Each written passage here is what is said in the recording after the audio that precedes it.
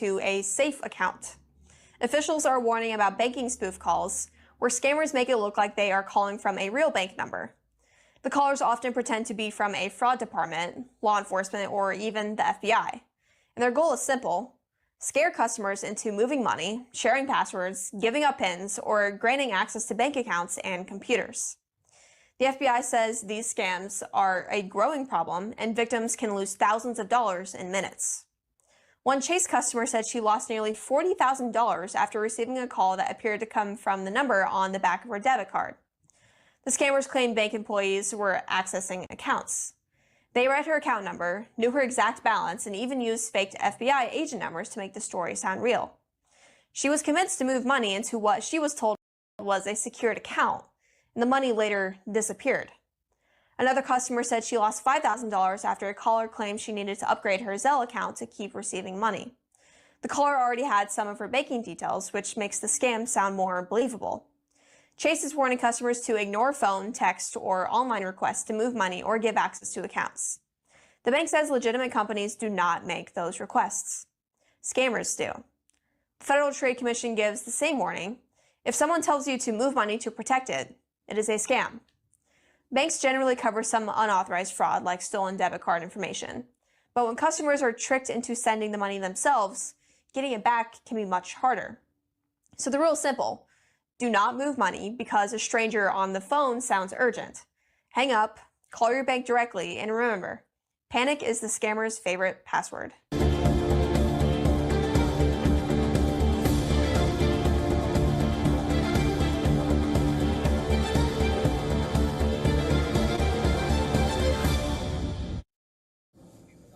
In what can be called a major crackdown on cybercrime networks, Nigeria has deported 50 Chinese nationals and one Tunisian convicted of cyber terrorism and internet fraud. According to a statement by the country's Economic and Financial Crimes Commission, the clampdown was first launched on the 15th of August, and since then over 100 people have been deported and more deportations are scheduled in the coming days. And this comes as the country stepped up its crackdown on online scam operations, which tricked victims through online romances to hand over cash for fake cryptocurrency investments, also known as crypto romances. And most of these scams are operated by foreign networks, predominantly from China, many of whom, as per experts, have set up shop in Nigeria to exploit its weak cybersecurity systems. And now the deported Chinese citizens were among nearly 200 foreign nationals arrested in Nigeria's commercial capital, Lagos, during a raid targeting one of the largest cybercrime syndicates in the country. And in a separate operation last year, almost 800 people were arrested in a Lagos building believed to house a major network of scammers. And with online scams targeting mostly Americans, Canadians, Mexicans, Indians, Europeans who are either deceived into transferring money or revealing sensitive information like passwords to accounts, in recent times, cyber frauds that leverage latest technologies and digital AI tools have taken the act of scamming several notches up.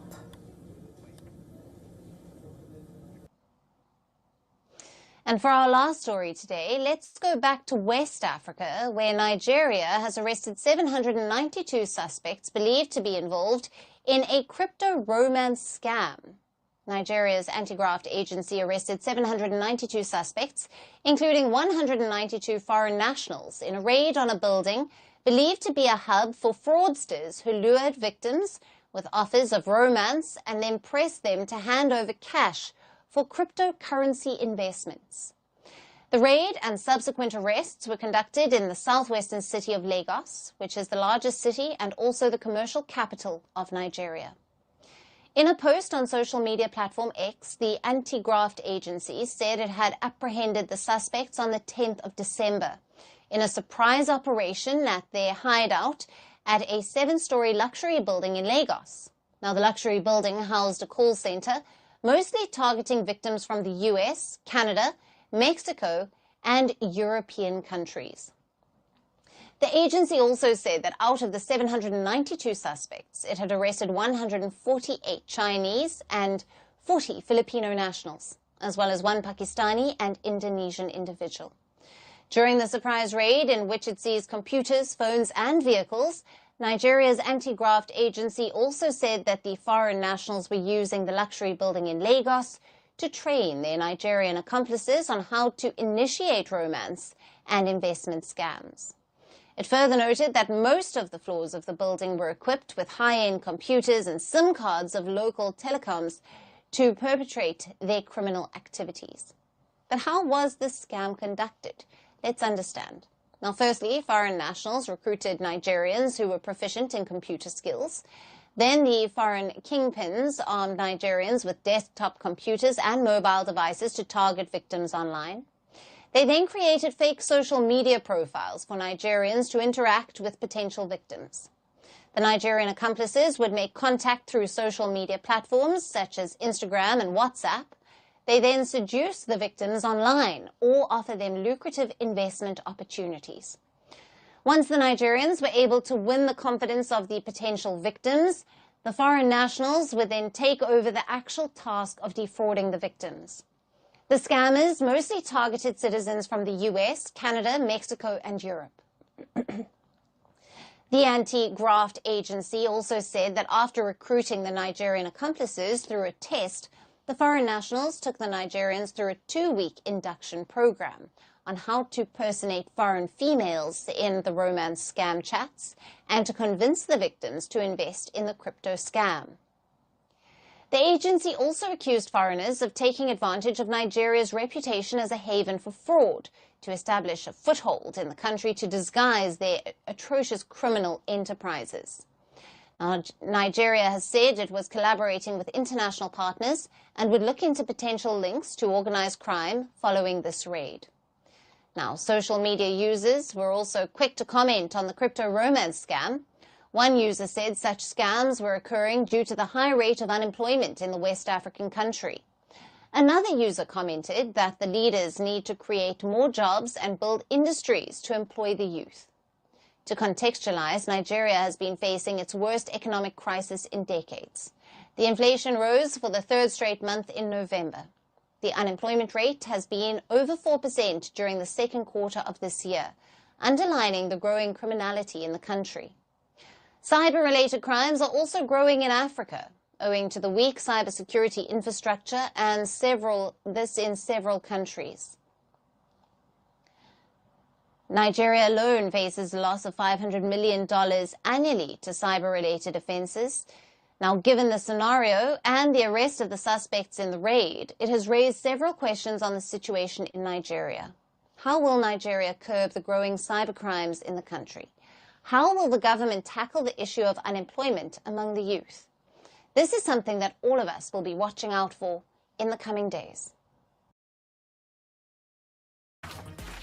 But first, 792 people have been arrested in Nigeria as part of a raid on a crypto romance ring. Many of those taken into custody from the site in Victoria Island were foreign nationals, including 148 who were from China. Now, the scam targeted victims around the world by developing romantic relationships with their marks via social media and then manipulating them into buying fake crypto investments. Samuel Okoye tells us more.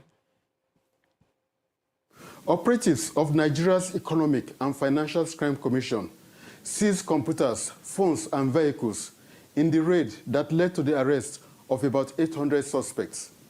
The unprecedented arrests were made in a 7-story luxurious building in an affluent Lagos neighborhood. Besides Nigerians, foreigners from China, Philippines, Kazakhstan, Pakistan and Indonesia were also arrested.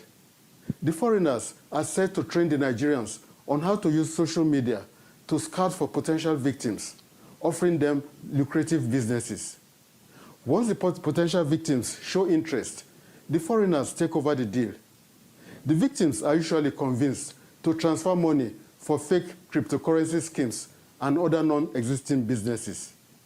People in Europe, the United States, and Canada are the usual targets. There are suspicions that this crime is linked to organized international criminal groups. Only last month, more than 100 foreigners were arrested in the capital, Abuja. The foreigners, who are from China, Malaysia, Indonesia, Brazil, Philippines, Vietnam, and Thailand were involved in a similar crime of using Nigerians to perpetrate international cybercrime. It is unclear if foreigners are now targeting Nigeria as a fertile ground to recruit youths to help them facilitate international crime.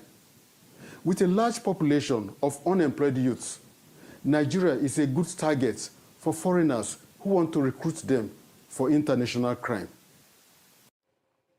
Sam Olokoya there for us. Now, Namibia's state telecom provider suffered a huge data leak after it was targeted by hackers in a ransomware attack. The ring, suspected of being behind the cybercrime, is known as Hunters International. Telecom Namibia says that sensitive customer data was released after the company refused the hackers' demands. About 500,000 pieces of information were reportedly stolen, including personal and financial details belonging to senior government officials, some of which were leaked onto the dark web. The company said that it is working on minimizing any further exposure and told customers to change their passwords. After passing, my husband left me with 10 million US dollars. I have decided to donate the money to a kind-hearted individual. God bless. Mrs. Angeliki Papa Michail.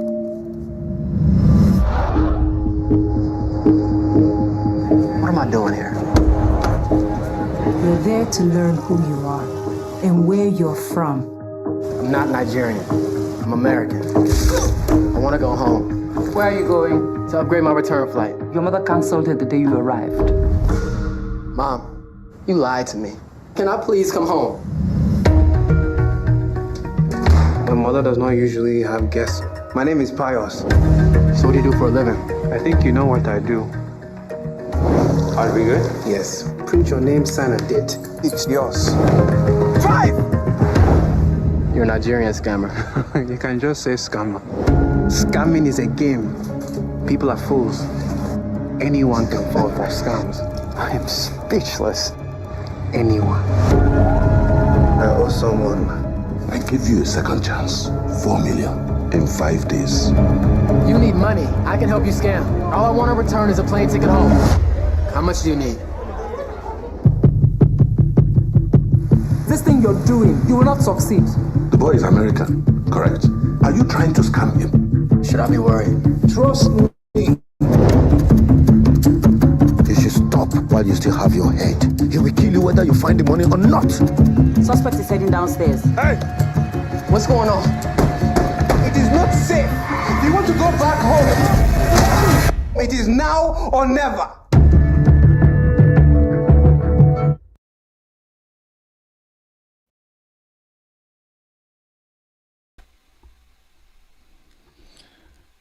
Okay, very dramatic. Welcome to Investigate Everything. Having some technical difficulties today, so if you can't hear me, let me know right away. So, what I want to get into tonight is very important, and I'm going to read it from my screen. I wrote this up, which makes me a lot more easy to understand. But let me tell you what happened to me first. So, basically on Twitter... Well, let me start by saying this. I will never, ever again tell anyone they're stupid for getting hacked or scammed. In my case, I got phished, and I'm going to tell you exactly what happened quickly now, and then I'll literally show you in my account exactly what happened. So basically, let me check the comments. If you guys can hear me, just let me know. We've had all sorts of technical difficulties. Looks good. That's why I don't argue with anyone next. You don't know who you're... So, okay. They always catch you. Hackers always catch you when you are not paying attention. You know me. I mean, it's my business. I'm not a cyber guy, okay? But I do pay attention to, a lot of things in terms of two-factor, everything like that. Unfortunately, with X, I think what happened is I'm on it so much... and it's always a go-to app, that I think I just kind of took it for granted that it was there. Another thing I took for granted is that the DM on X is as vulnerable as any DM, and from my experience, I'd say even more. So I kept getting these texts or these DMs from my friend Albert and wanting me to vote for something. I don't know if you guys have seen this scam. If you do, don't vote for anyone. Don't click on any links. And I kind of ignored it. I actually tried to do it because I thought it was Albert. I'm like, yeah, I don't know what this is, but it's, you get so used to people communicating on X with you that you stop. I think you stop thinking of it as a very vulnerable app. Okay, so I'm sitting there, and that happened a few months ago, and then it popped up again. I'm like, okay, now I feel bad. He never got my vote, and I wasn't even thinking. And so I clicked on the link, and this is the stupid part. I'm not going to mince words here. I'm sitting there. I'm heading to the truck with my son. He's kind of stressed out because he has to get to the game. I'm getting annoyed at Albert. I'm like, and then Albert says, "Hey, just tell me what you're seeing." And I sent him the code. Well, it wasn't Albert. What they'd done is they'd masked the reset for Twitter or X to make it look like this URL that went to this voting site. And then I didn't hear from Albert. Now, it kind of lingered in the back of my head, like, well, I guess he got it. So, people don't always respond. So we go about our day. That's about 2 in the afternoon on the 26th of April. We go about our day. Me and my son, he has a decent game. He had a good game. His team didn't. And then I get back, and I'm usually not on social media when I'm with my kids. So I get back, and we watch a movie, and then he talks to his girlfriend, and he goes to bed, and I'm going to go to bed too. And I go to check Twitter or X. And it's about 10, 11 o'clock at night. It's not even on my phone anymore. You can put it on the app on your phone. So I have a couple accounts, and I see they're still there. But my main account from 2011, 49,000 followers, 46,000 followers, gone. I'm like, okay, I try to log it back in. It doesn't recognize my password. I go online. It's not there either. I see it. It's there, but I can't get into it. Then I check my email, and sure enough, someone had already changed the email, and someone had already changed the safety number, you name it. And that was it. And then the worst thing that happened, that was bad. That was stressful, but, I would just rebuild if I couldn't get it back. I'll just rebuild my followers. Well, then, I have to fly the next day. So I fly out to Oregon. And when I land, my phone is blowing up. And I have all these messages from people who have my number saying, "Hey, is this you? Hey, what's going on?" I'm like, oh my God, what a nightmare. Even Dr. Drew Pinsky, his producer, reached out to me, and he's like, "Hey man, did you get hacked?" I go, "Yeah, I guess I did." And that was it. So I'll get into what I did to clean it up and how I got back in at the end of the episode. But a couple of things I learned here from this hijack. Okay, and I can't really call it a hack because they didn't hack in. They tricked me. First of all, I'm never going to have any connected apps again. I think your app should be in silos, so if one gets hacked, you don't lose the others. I deleted all my premium stuff and all that, my Grok account, but I'll never again even connect Grok because you can actually connect it where you can log into Grok with your X. That's never going to happen again. Thank God I don't have a lot of apps. I don't have any other apps connected to X, and I don't have any credit card information on there. And so, I'll never do that again. And always turn on that 2-factor and all of those little annoying security things that I think we all get frustrated with. Like, oh man, all these steps just to get into my account. They're worth it. Because I had shut off 2-factor because I was changing phones and I just forgot to turn it back on. Had I had that on, I would have gotten the text and I would have been like, oh, damn, someone's trying to get in my account. It would have been done. There's also like backup codes and stuff you can put on Chrome. I'll let you research that yourselves, but I set it all up. And immediately what I did with X is I set up a separate Gmail for it. And in the hopes that if I get back it's on the 28th by now, that I would have its own email account, so nothing's controlled. And I've gone through and I've done that to everything, where every single major social media app I have has its own email account, and my bank account has a separate email that is not connected to those emails. So basically, what I did is I siloed everything, which should keep me safe. But of course, I can't give out codes to people I think are my friends. So. And I'm never using DM again. So if you guys DM me on X, you won't get a response. I'm not using it. I'm certainly not going to click on any links. You want to reach me, post it publicly. There are no secrets on X anyways. I don't have any close relationships I have with people. They have my phone number. So for those of you that I don't know, I get a lot of requests to investigate things I don't even know about, and they want me to click on this article or that article. No, not going to do it. If it's that important to you, by all means, post it publicly. And look at the bright side. You'll get some crowdsourcing. Okay, let's get into the meat of the matter here. But first, let me say hello to everyone who has tuned in, and what a crowd. Thanks, guys. I really appreciate it. And by the way, last night... we were all set up to go. That's when we were scheduled to do this. And just time got away on us. We were checking security and everything like that. And sorry about that. All right, so just want to say hi to a few people here. This is Jason McGreeka, the Golden Man. By the way, what is that, Whiteface? Reminded me of White Fang and Blacktooth. That's so funny. One had a white arm and a paw. The other, I think I recall that. I thought about that when he's talking about the GIF that we had up. I wasn't really concerned about offending anyone, because what these scammers do, we'll get into the whole geopolitics of it. What they do is they pretend to be white Americans primarily. And I not only know this from X, I know this from years as a private investigator. I had so many romance scams land on my desk, and it was sad, man.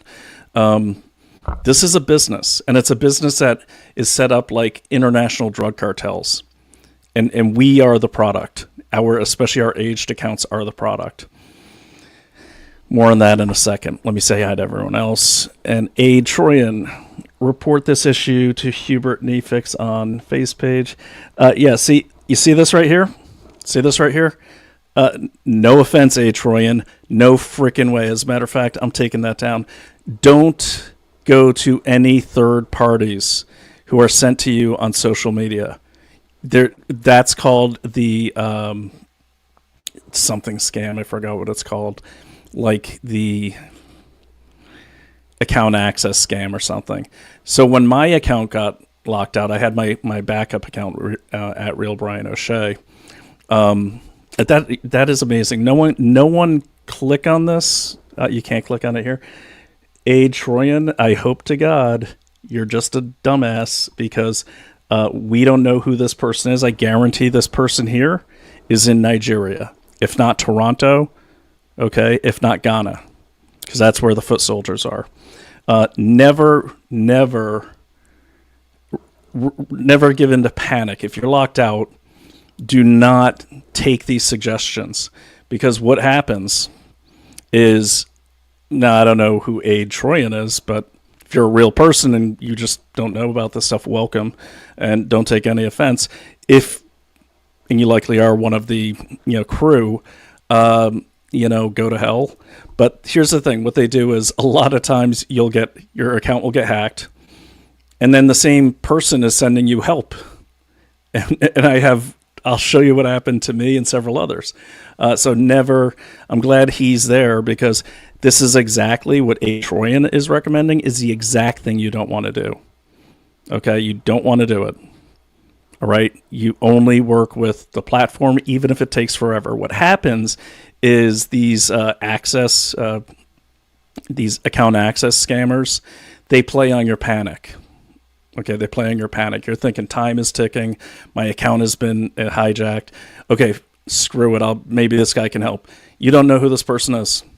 Why'd they pop up all of a sudden? Because they have an algorithm that picks up keywords like hacked or hijacked, and then you're going to get spammed with a bunch of this stuff. So, yeah. So thank you, Aid Troyan, for giving us an example of what not to do. Don't take Aid Troyan's advice. All right. Same issue happened to me today, and Digital Shield Recovery on Facebook fixed it for me. Try sending them a massage. Do you have to massage them to get them to help you? Guys, I just want to point out that I'm pretty sure all these people who are giving these messages are fake. As a matter of fact, I'm just going to, at the end of this episode, I'm just going to look up all of these people. Because I went through this on X, and like almost everyone's from Nigeria. And you see, just the name of this episode is I Got Hacked. And look, we got Trade, whoever that is. We've got Leah E. Gweng. I just, and if you guys are real, take no offense. If not, we're going to have fun with your profiles. Crypto romance. I noticed about once a week using different accounts, I get a follow on X by an Asian girl, always the same Asian girl, looking for friendship. You are absolutely right, Frank. They're always looking for friendship. They're always in a private jet or near a nice car or on a balcony, and they're always showing you food. Have you noticed that? Please respond if you have, Frank, or you're still on. I've got hundreds of them, and I just delete and block and report. As soon as they say, let's talk on WhatsApp, you know it's a scam.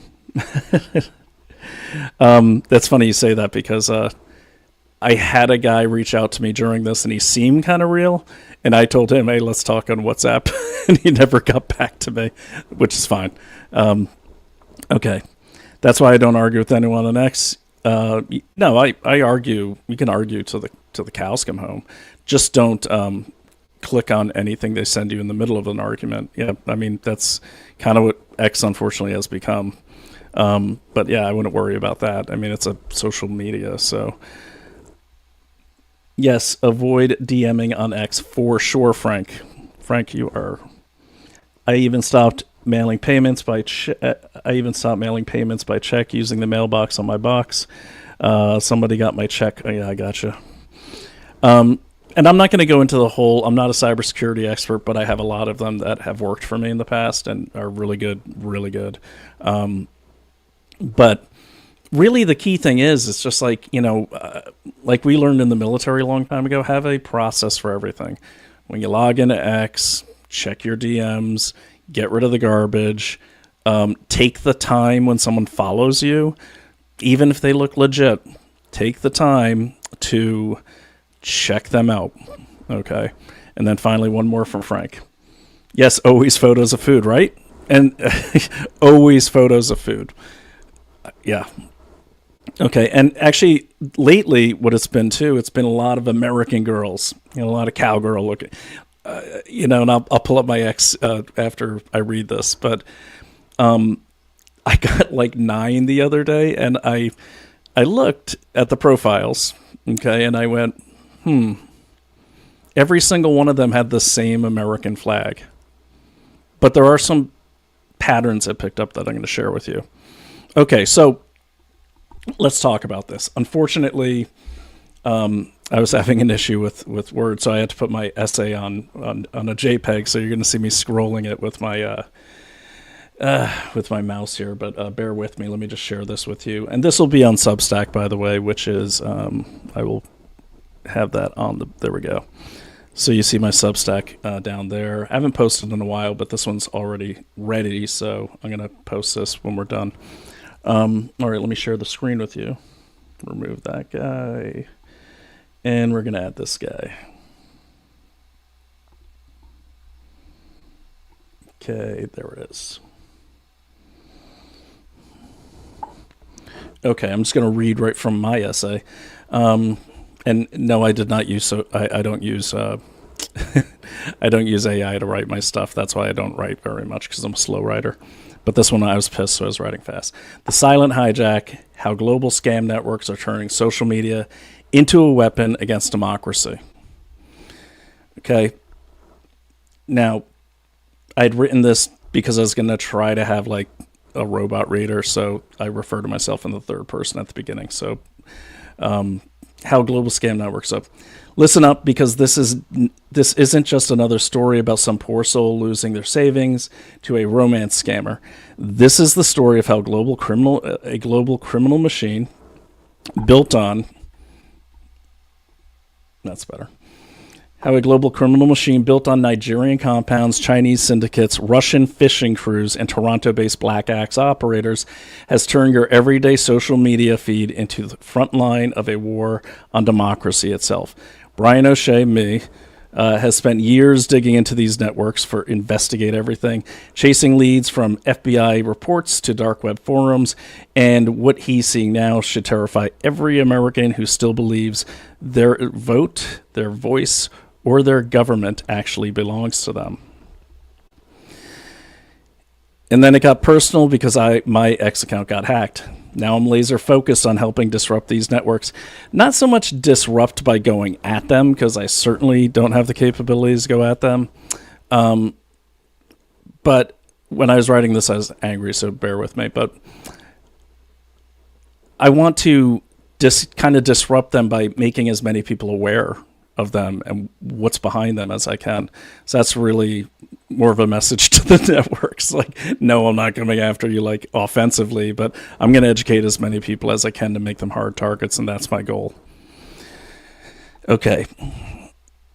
In the early hours of May 7th, 2026, thousands of American students and teachers logging into Canvas for final exams were met not with lecture notes, but with a blood-red ransom note from Shiny Hunters. Shiny Hunters has breached Instructure, the parent company. Again, it read, nearly 9,000 schools, 275 million individuals, billions of private messages between students and teachers. Pay or everything leaks by May 12th. The infrastructure of American education had been taken hostage in broad daylight. So, for those of you that don't know, Canvas is a huge software that students use to log in, get snippets, take tests. Everything's on there. And that just got hacked like 3 nights ago, I think. And everyone got this this message. It was like a ransom message from Shiny Hackers.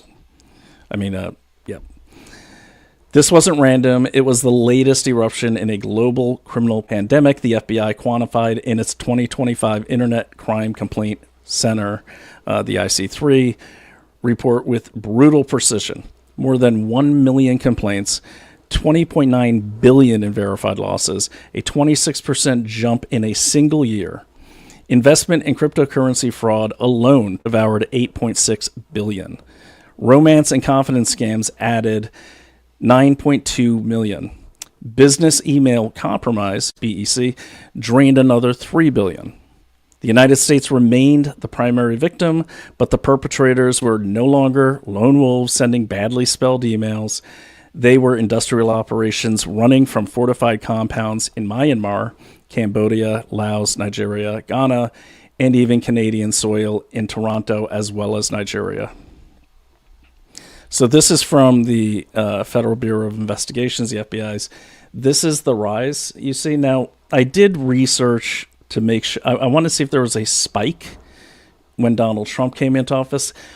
It's kind of hard to quantify. Yes, there's an increase, but as you can see, it's a pretty normal increase. And I didn't add the graph because this is already graphics heavy, but I did compare that to population growth. I did compare it to computer and device ownership growth. I mean, all those things play in. So there's really no political thing here yet in terms of, why this increase has been so big. But you could see that in other figures. Like, for instance, X gets hacked a hell of a lot more since Elon Musk took over than when Jack Dorsey was in control, I think 2022, I believe. And I was trying to figure out, okay, is that because now they know it's mainly, a lot of America First people are on X, kind of dominates X. Not really. I mean, because the only thing to compare it to would be, Blue Sky. Okay. Maybe Instagram, but Instagram's kind of purple. So Blue Sky is just far smaller.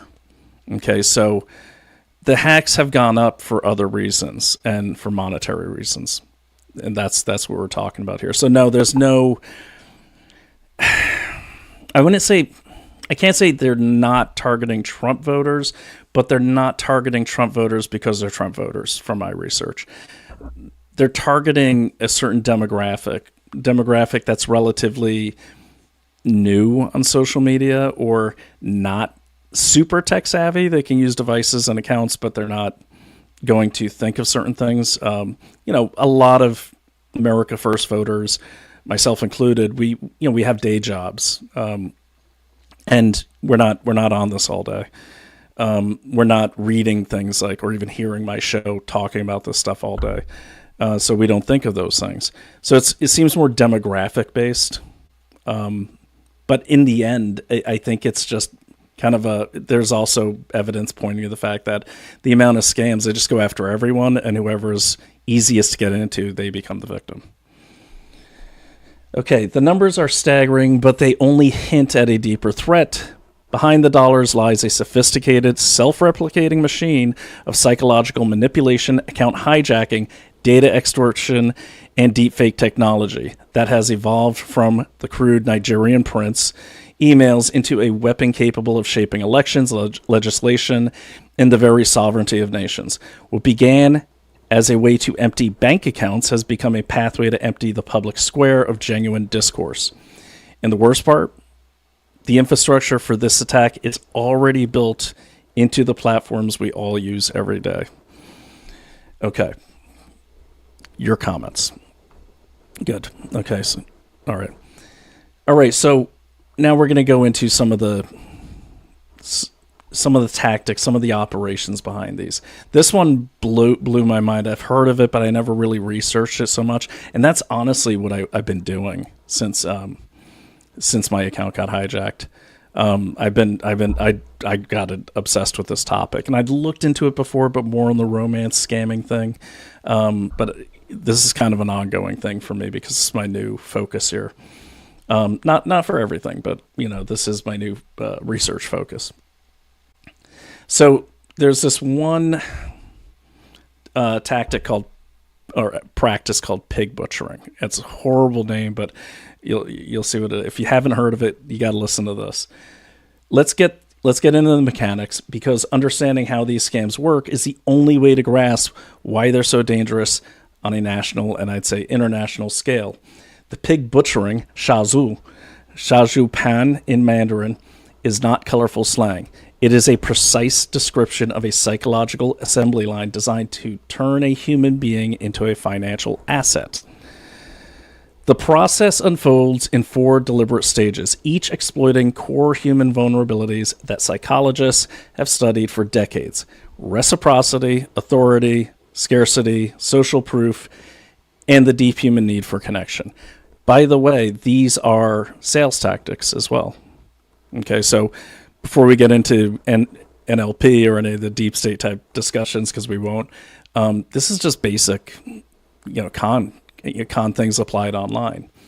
Let's talk about anatomy of pig butchering, and then I'll tell you about some real world examples that I dealt with as a private investigator when I had clients who'd lost hundreds of thousands of dollars. Okay, so the stage one of the pig butchering is cultivation. The scammer creates a fake persona, attractive, educated, sharing the victim's hobbies and values. Contact usually begins on dating apps. By the way, Our Time, eHarmony, the ones for older people like me, but I'm not on a dating app. Married, but they usually those are big areas where people get really conned. It's very sad. Contact usually begins on the dating apps, Instagram DMs, or Facebook and X DMs as well. XDMs, WhatsApp. I need to add some more to this. I think I got the wrong version up, actually. The goal is not immediate money, it's emotional investment. Daily messages, voice notes, even video calls build a relationship that feels authentic. This is a classic love bombing, a tactic used by narcissists and cults alike, flooding the target with affection to create dependency. So true. Okay, so here's what it looks like. The victim engages with the scam persona. This is source is Datos Insights. Victim engages with a scam persona and eventually funds a cryptocurrency account. Fake persona interacts with victim as the front for the scam. Okay, so here's the victim. Here's the fake persona. It could be male or woman, man or woman. I could make a note of that. I got to check on the which gender is victimized the most. For my own business, it was mainly females. But that doesn't mean that men are not as victimized. I mean, I was on a dating scam, but I got victimized. But a lot of men don't report it because it's just like a lot of men never came to me for private investigations because I always assumed it's because as a man, I can't imagine going to another man to solve a problem I think I could solve myself. Okay. There's a team of scammers that interact with the victim and gather information. This is true. So you saw it as an example when those trolls popped up. What happens is if they just get into your account, they're not even going to interact with you. But what you'll notice is if you ever get a follower that has like a few thousand follows and they're blue check, and you don't know them, but you go, you do the right thing. You go down through their posts. You check their little date created, make sure they're American. It's not foolproof, but it's the best we have, and that's good. Most people don't even do that much. So you go down through and you're like, okay, they got a picture of their dog. They got a picture of their husband or their wife, and you're like, this looks like a real person. So what will happen is you'll get suggested follows, okay, or someone else will follow. Hey, I see you're following my friend Sheila. She's awesome, and I saw your work. Your work is awesome. I love your posts. So now you're getting comfortable. You're like, okay, I got a community, yay. Or, hey, I was on that space the other night. You said some amazing things. Well, if they were on the space or not, you don't know. They could just listen to the space. But, they're getting your guard down, and then they don't ask for anything. That's the key. Like, good scammers won't ask for anything for a long time. They're just interacting with you. Hey, could you give me a follow back? I'd appreciate it. Okay. So it goes like that. So that's that step here. You'll also notice you usually followed a scammer when you start getting ads you've never gotten before in bulk. So pay attention to that. And not just that X, but anything that's connected to Stripe. Because Stripe is the main payment processor for X. Okay, so you'll start getting weird ads. They'll be going to the email attached to your X account. So pay attention to that. Like, I really believe personal security like this has to be a full-time job. It's got to be like your morning workout where you wake up, you do some push-ups, you do a few more the next week, you just keep adding to it. Have a beginning of day task list for your social media, for your bank accounts. It's a pain in the ass, but it's the world we live in. Because if you go for a long time without checking things, you'll go in there, your account could be drained. And it happens a lot. Like, I had a website that I really like the URL. I haven't checked in like a year because it's a business I shut down years ago, but I kept the website. Now it's like some Indonesian gambling site. I lost the URL. They hacked probably my GoDaddy account. And I just wasn't checking because I get so many emails. And I have so many different emails that I don't check them all. Well, now I do. Okay, now I do. Okay, so team of scammers. All right, so victim engages. Fake persona interacts. Team of scammers interacts with victim and they gather information. They're gathering everything. Okay, they're gathering everything. It might seem innocuous, but everything is useful. And let me give you an example of why. So, have you ever heard people say, "Oh, I don't like after 9/11, for instance, a lot of people who were, feeling very patriotic and wanting to get the 9/11 hijackers and the people that backed them, myself included. I was in the military. Of course, I got to go and shoot them. But the the normal Americans, like, whatever it takes, President Bush, go get them. That's when the FISA warrants really just exploded. And, a lot of privacy advocates, my current wife included, who I didn't know back then, she was a big vocal critic of this. And even when I met her, I was like, who cares? Like, I mean, seriously, like, they can see it anyways or whatever. And a lot of people, you've probably heard this, were saying things like, well, yeah, I don't care if they get into my stuff. I've got nothing to hide. I hear that all the time. So an example of why it matters, okay, is one of my many jobs in the intelligence field. So, I started in military intelligence, did that for 11 years, mainly with special forces groups, and got out. I was at different agencies for another, decade. And then I wanted to get out of the Beltway, wanted to get out of what we call golden handcuffs, that TS clearance, especially at my level. It's like golden handcuffs. You get huge paychecks. You're never looking for a job. They used to call it clearance on a pulse. But you're stuck down in the Beltway. That's wherever the agencies are, that's where you're stuck. So I parlayed my resume into doing competitive intelligence. I found a field that kind of mirrored what I was trained to do, and that's try to answer intelligence requirements or intelligence questions by recruiting human sources, wittingly and unwittingly. So in competitive intelligence, what you're doing, well, one practice in competitive intelligence is you'll get hired by, you're working for a CI or a competitive intelligence firm. Then your job is to answer what we call key intelligence questions. So here's an example. Let's say you're working for John Deere. Okay. And by the way, everyone uses competitive intelligence. They want to know what Caterpillar is going to do for the EPA emission standards. Like, how are they going to reach those standards? All right. They also want to know what Caterpillar is going to put out for their off-highway construction equipment at the next Con Expo in Las Vegas. That way John Deere can scoop them and take away their thunder, and then either copy their way of reaching EPA standards or come up with a better one, all to be more competitive. So how are they going to get this information? All of these companies have insane amounts of security, not just in the cyber world, but in the human intelligence world. So what we do is, and that's just an example, by the way, I didn't spy on Caterpillar and work with John Deere's team, but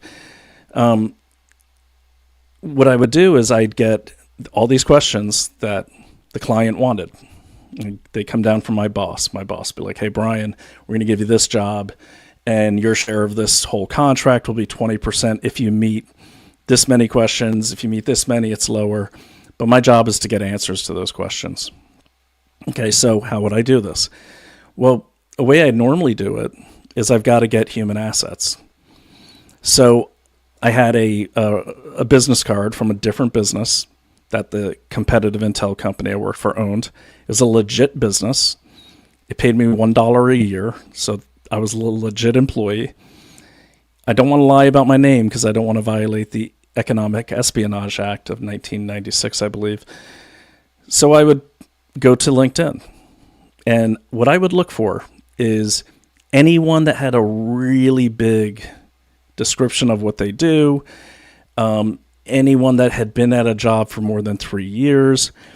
And let me see, if it was a heavy equipment place or an automobile manufacturer or OEM, then I would always look for a parts manager, because I knew parts managers, they had access to every database in the entire organization.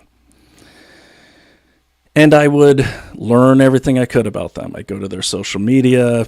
I'd figure out their hobbies. I always targeted the Southeast too, because Southeast has tends to have lower incomes in the United States. Probably not anymore, but back then. And then I would call them. Well, I'd reach out to them on LinkedIn. I had a big, huge profile.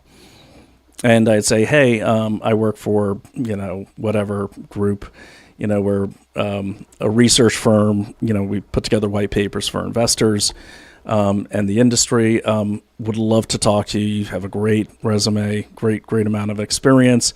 These are paid consultations over the phone. You will have to sign something that says you will not give out proprietary information from your employer. And I'd say we're not a big company, so we can, but hourly rates for something like this usually range only between $150 and $275 an hour. So you see what I'm doing. I'm luring them in. Now I'm going right for the jugular. Now keep in mind, I had a team that was collecting everything about this person. So that way I had some small talk when I got on the phone. That way I could get their guard down. Get them on the phone. Usually always got a call. And I would just throw away the first 3 calls, just letting them talk about themselves. I'd cut the calls off at 37 minutes and pay them for the full hour. I'd become part of their personal finances. And then before you knew it, within 2 weeks, they're sending me slides from the last board meeting from the corporate VPs.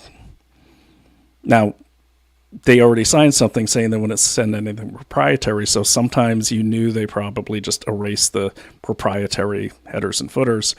That's on them. But that's how it works. You see, I used all this little information to gain their trust, to create kind of like links between us. I would let them talk about themselves, because anyone, and this goes back to why I pick really big profiles, because that tells me they need an audience. Like, no one's listening to them at home. No one's listening to them at work. They think they're great, but they don't have an audience. They're not getting praise. And look, everyone likes praise. I'd become that audience. And that's why I threw away those first few phone calls. I'd be like, yeah, hey, Terry, man, God, it's a pleasure to talk to you. So, I didn't know, what are you doing being a New York Giants fan? You're down there in Tennessee, and it's like, stuff like that. Get their guard down. And then I'd say, well, all right, well, I got to go because my Chevy Silverado, busted a tire again. I got to go take care of that. And then I got to get my kid over to baseball. Oh, my kid plays baseball. He does? Wow, that's amazing. What position? That's awesome, dude. How old is he? So we're becoming friends. I know you probably think I'm a horrible person, but this is what I used to do for a living. This is what these guys do for a living. It's almost sociopathic, because they're making you fall in love with them, whether it's a bromance or whether it's a romance. That's what they do. Now, in my case with X, I just used a stupid moment in my life, so I didn't have to go through all this, but that's how the romance scams, a lot of these are, we focus on romance scams because it's the romance scams that get a lot of people's guard down, and it's the same tactics used in every type of scam. Every type of scam.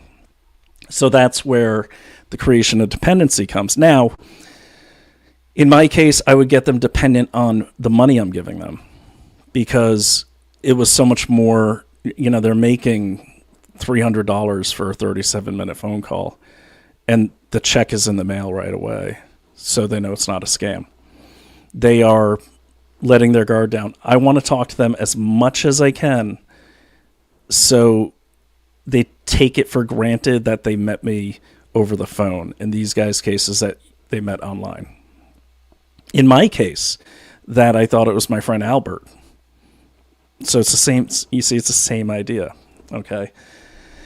Once a victim funds the account, the scam admin team accesses it and transfer all funds into the scammer's account. So they're gathering information to get access to these accounts. It's usually the person the victim's engaging with that convinces them to set up a cryptocurrency account. You see all of these ads on X all the time. All right. So stage 2, I know it's horrible, right? This is the pig butchering. Stage 2 is the fattening. Once trust is established, the scammer introduces the opportunity, a cryptocurrency investment, a business deal, an inheritance that requires a small processing fee. The victim is shown fake trading dashboards where their money appears to grow. This exploits the psychological principle of intermittent reinforcement. The occasional win keeps the victim hooked even as losses mount. So this is how Bernie Madoff did it too. Okay, he would, and every Ponzi scheme works like this. You get in, and then they send you dividend checks. And you're like, oh, look, they send you fake, quarterly reports that show that thing's sailing. Look at all this money we're making.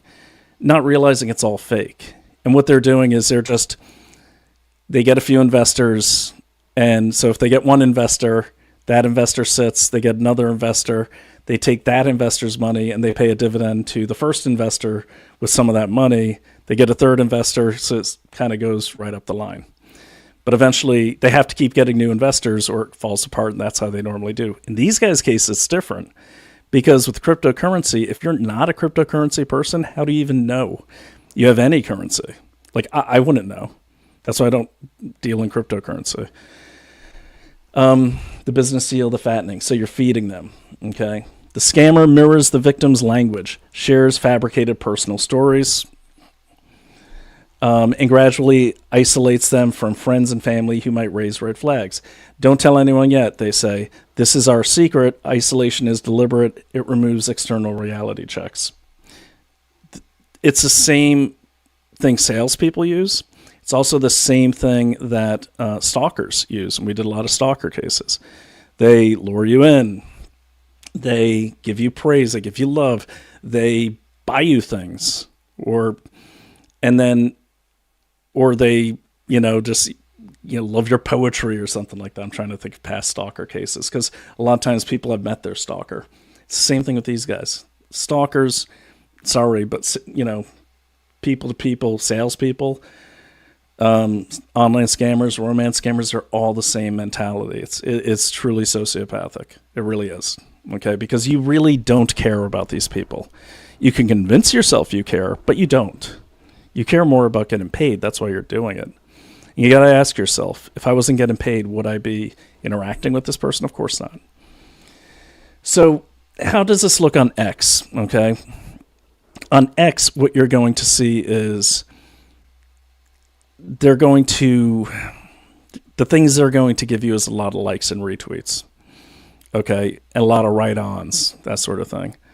And then they're going to make the approach. Like what I noticed is when they're not pretending to be someone else, unfortunately, Albert's account got hacked.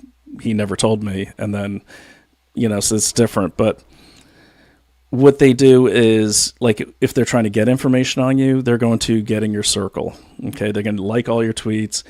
They're going to retweet yours, tag you, and say, look at this incredible analysis by PT Moon. Like, no one's ever done anything like this before. Make sure you follow this account. So if you don't know these people, that feels, you're like, yeah, man, I'm doing something cool. But it's X, guys. It's X. It's microblogging. No serious geopolitical analysts or investigators are doing their work on X unless they're working for X, trying to find scammers, or they are scammers working on X. But, Twitter, back when it was created, it was meant to be really meant to be like a global bulletin board. That's why there's limited characters. It was meant to be like the way we used to plug it into old social media campaigns when I was doing marketing. Is Twitter was a thing you'd throw an article up on, say, hey, we just put out this article, read more here, and it takes you somewhere else. Or, hey, we got this big event, you should check it out, go here. That's all Twitter was ever meant to do. It wasn't meant to become this monstrosity of, hateful arguing and just this much interaction. It was never meant to do that. But that's what it's become. Okay, so back to this, what happens is, so they say this, and then you'll get a DM. Okay, and I've heard this from other people. It hasn't happened. Well, people have tried this with me, but I don't bite. You'll get a DM that says, "Hey man, I saw your," or "Hey girl, I saw your your analysis of that situation. Wow, you really know your stuff. I was wondering if you could check this out. This is my article here on Substack. Check it out. Tell me what you think. If you would actually contact me from Substack, and I'd love your expert opinion on it. See, they're giving you things. They're giving you reinforcement. That's the same thing as giving you money. It all feels good, and it gets you addicted to these people. They're DMing you because they're isolating you. But like I said, there are no secrets on X. I hate when people DM me and I don't know them. Well, I don't DM anymore, but prior to this, like, I got so many DMs saying, hey, can you look into this? Hey, can you investigate this? Hey, I'm like, investigate it yourself or pay me.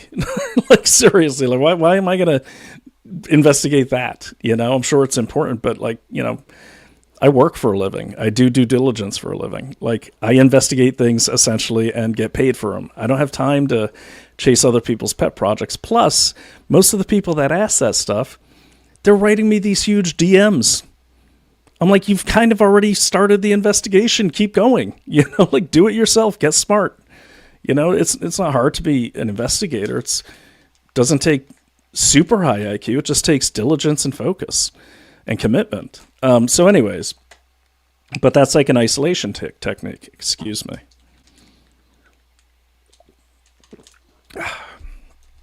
So that's the fattening. Stage 2. There it is.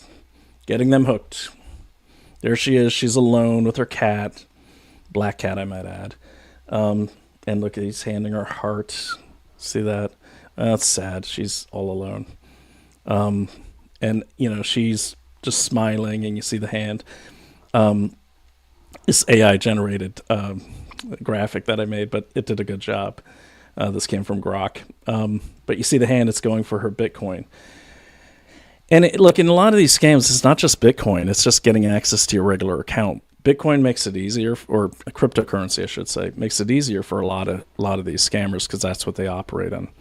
But don't think if you stay off crypto, you're safe. You're not. You're probably at just as much risk.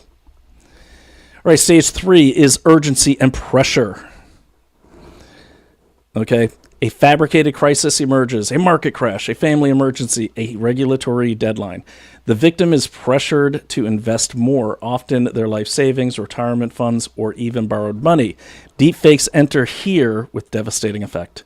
Scammers now use AI-generated video calls where the fake persona appears live, crying, pleading, showing proof of the investment. Tools like advanced GANs or generative adversarial networks or commercial apps refined with custom data sets make these deepfakes nearly indistinguishable from real video. You know all this. Look at Grok. I mean, you could also do this. You can actually, I'll just tell you, but like, be on the lookout for this. When you post family pictures, right? They're looking at that. And they're seeing where you went on vacation. Okay, and they might grab a few of the people in the background. Then they can plug those onto Grok Imagine and animate the photo. Then they could take stills from that and create people from that. And that becomes their fake persona. So you can actually, you might actually look at your photos and subconsciously you're like, yeah, why does that guy look so familiar? You see how this works? I mean, it's endless. And we were investigating these things when none of this technology was available. But the common one was like they'd hold up a sign to the lady who's never met them, and they're like, "Will you marry me?" Or, "I'm thinking of you, Katie," the woman's name, or the plane ticket that they're coming, or "Yeah, I can't wait to see you next week, and here's my plane ticket." So stop and think when you see these things. If you're in a romance scam, but even if you're in any type of a scam. Think about when you see something, is this normal behavior? Like, something's going to trigger you, and you're going to say, like, yeah, it's kind of weird, but oh well. Same thing happened to me. So what I had said to Albert is 3 nights before he DM'd me, and he said, "Hey, you stopped messaging me." And I replied back, I said, "That's a really strange response for one dude to send to another dude." And I didn't even think. I was like, that's really weird. I've met Albert in person, actually. I don't interact with people I haven't at least talked to on the phone. And I'm like, is Albert gay? Not that there's anything wrong with that, but like, that's just weird. That's not like him. But then I put it out of my mind, and I should have listened to it. So you gotta, even I on social media, I have to take the training I have for the real world and apply it there. Like pattern analysis, baselining people. How do they normally talk? That's what baselining is. How do they normally tweet? How do they normally DM? But I recommend not using DM. But be on the lookout for those things. You might see one of your favorite followees or followers post something, and you click on the article and then you're owned. I'm not saying that will happen, but what I am saying is it happens. Okay? So it's important that I would almost say limit who you interact with. Limit it to people that you know are real people through whatever means you did to figure it out. And if they change their behavior, you kind of got a problem. Now, hopefully you're lucky enough to have their cell phone so you could text them. So a lot of my friends with big followings, they're like, hey, I think your account got hacked, or hey, is this you? And I'm like, no, it's not me. Don't click on that. So they were lucky enough to have my phone number. But if you don't have that, you got to train yourself to baseline like everyone you're interacting with. And by baselining, I mean like, fictitious example, you come home or you go to your best friend's barber shop, guy that normally cuts your hair. He's normally pretty jokey. Hey man, what's going on? You're back again, whatever. You go in one day and he's standing really like stiffly, and he's like, hello, John. And you're like, hey man. And he goes, hey, we're going to close early. I don't know if I can cut your hair. You're thinking he's acting really weird. Well, listen to that little voice. Leave. And then figure out, is there a guy behind the counter pointing a gun at him? And that's what basic baselining is, and that's how it works to detect threats. So you have to apply that online. And I'm sure there's books out there. I'm gonna actually start writing one, how to apply real world self-protection measures online from a psychological standpoint, because I think that's important. And had I listened to my little voice, I would have never got hijacked. So the urgency and pressure, we went into that. Emotional manipulation is total. The urgency is also like, hey, I need this now. Or, hey, we're closing this new exchange on Friday. Typical sales tactics. You see them everywhere. Hey, click on this now because after this is going away. And I hate to say it, guys, but the Republican Party has got to stop with the robotexts. Like, seriously. I will never click on those. I just block and delete them. And I voted for Trump, but it's like they are really, really killing them. They're killing my... I don't like them when they do that to me. Like, you ever get these texts? Because you filled something out, maybe at APAC or something, whatever, or CPAC, I mean. You filled something out, and everything you fill out, you just got to read the fine print because it allows them to text you. And I think, I don't even know what I signed, but I think I probably when I registered for the last CPAC is what I'm guessing. But I hate these texts. I mean, I'll pull some up, and you know what I'm talking about. Like, I'll get one from, I don't know, like, pick a politician who's on the right, and they're like, hey, God, I hate to do this, the text says, but Democrat so-and-so is really gaining ground, and we can't lose this state. So as much as it pains me, see what you can do to fund this. Like, they're using the same tactics, and that's what turns me off. You know who's not using those tactics? The DSA, the Democratic Socialists of America. And I'll tell you why I know that, because I have gone to their meetings under pseudo and everything, figure out how they operate. And I got to say, it's night and day, and this is how they're able to get so many people. You know, we all like, oh, a bunch of communists, they're so stupid. Why would people go for that? I'll tell you why they go for that. Because the DSA is sucking them in with love and affection and love bombing, personal touch. So I signed up under a pseudo, and then I went to one meeting. I went to Coffee with Comrades, which was boring, but a lot of ugly people. But they, after that, I met some people and everything, and then I had signed up for this rally, Okay, and you always got to go in the enemy camp if you're going to learn about the enemy. And for those that don't know what the DSA is, it's not a political party, but they are a giant PAC, and they are the ones that got Mamdani in. They're the ones behind Ilhan Omar, pretty much all the Somalis, the Squad. So, and they're also the biggest communist organization operating in the United States right now. They went over 100,000 like back in December, and they're big in Brooklyn where I have a place. But what they do is, I really, so I signed up for this one event, and with my burner phone, and then I get this text on my regular phone from the Republicans. And it's like, hey, like blah, blah, blah, America first, Lee Greenwood, and give me money. And then I got this one over here from the DSA. It's like, hey, man, it was so cool. Everyone said you're a really cool guy. Unfortunately, that event is canceled. So we're going to reschedule it, but there's going to be lots of them. And, don't worry about it. But, if there's other events I can help out with. And I'm like, who is this guy? Like, I didn't give anyone my number. And it was from their main headquarters. And then, so I texted back to see if it was Robo. And I was like, hey, I really appreciate it. I was really looking forward to that event. And then he writes back, he goes, yeah, man, me too. But, hey, by the way, if you're ever here, a bunch of us get together for beers. Like, it's a real person. And, they're not as big as the voting base, but these Robotechs, I'm sorry, but hire a bunch of interns to make personal calls. Okay. So what the DSA is doing is what the scammers do, and it's effective. What the Republican Party is doing is what the scammers used to do, but it's obsolete. So it's not effective. So just as a comparison. If you're new to the show, I go down rabbit holes all the time. Okay, stage 4 is the slaughter of the pig butchering. The accounts are drained, the persona vanishes, the victim is left financially ruined and emotionally shattered. Many suffer severe depression, some have taken their own lives.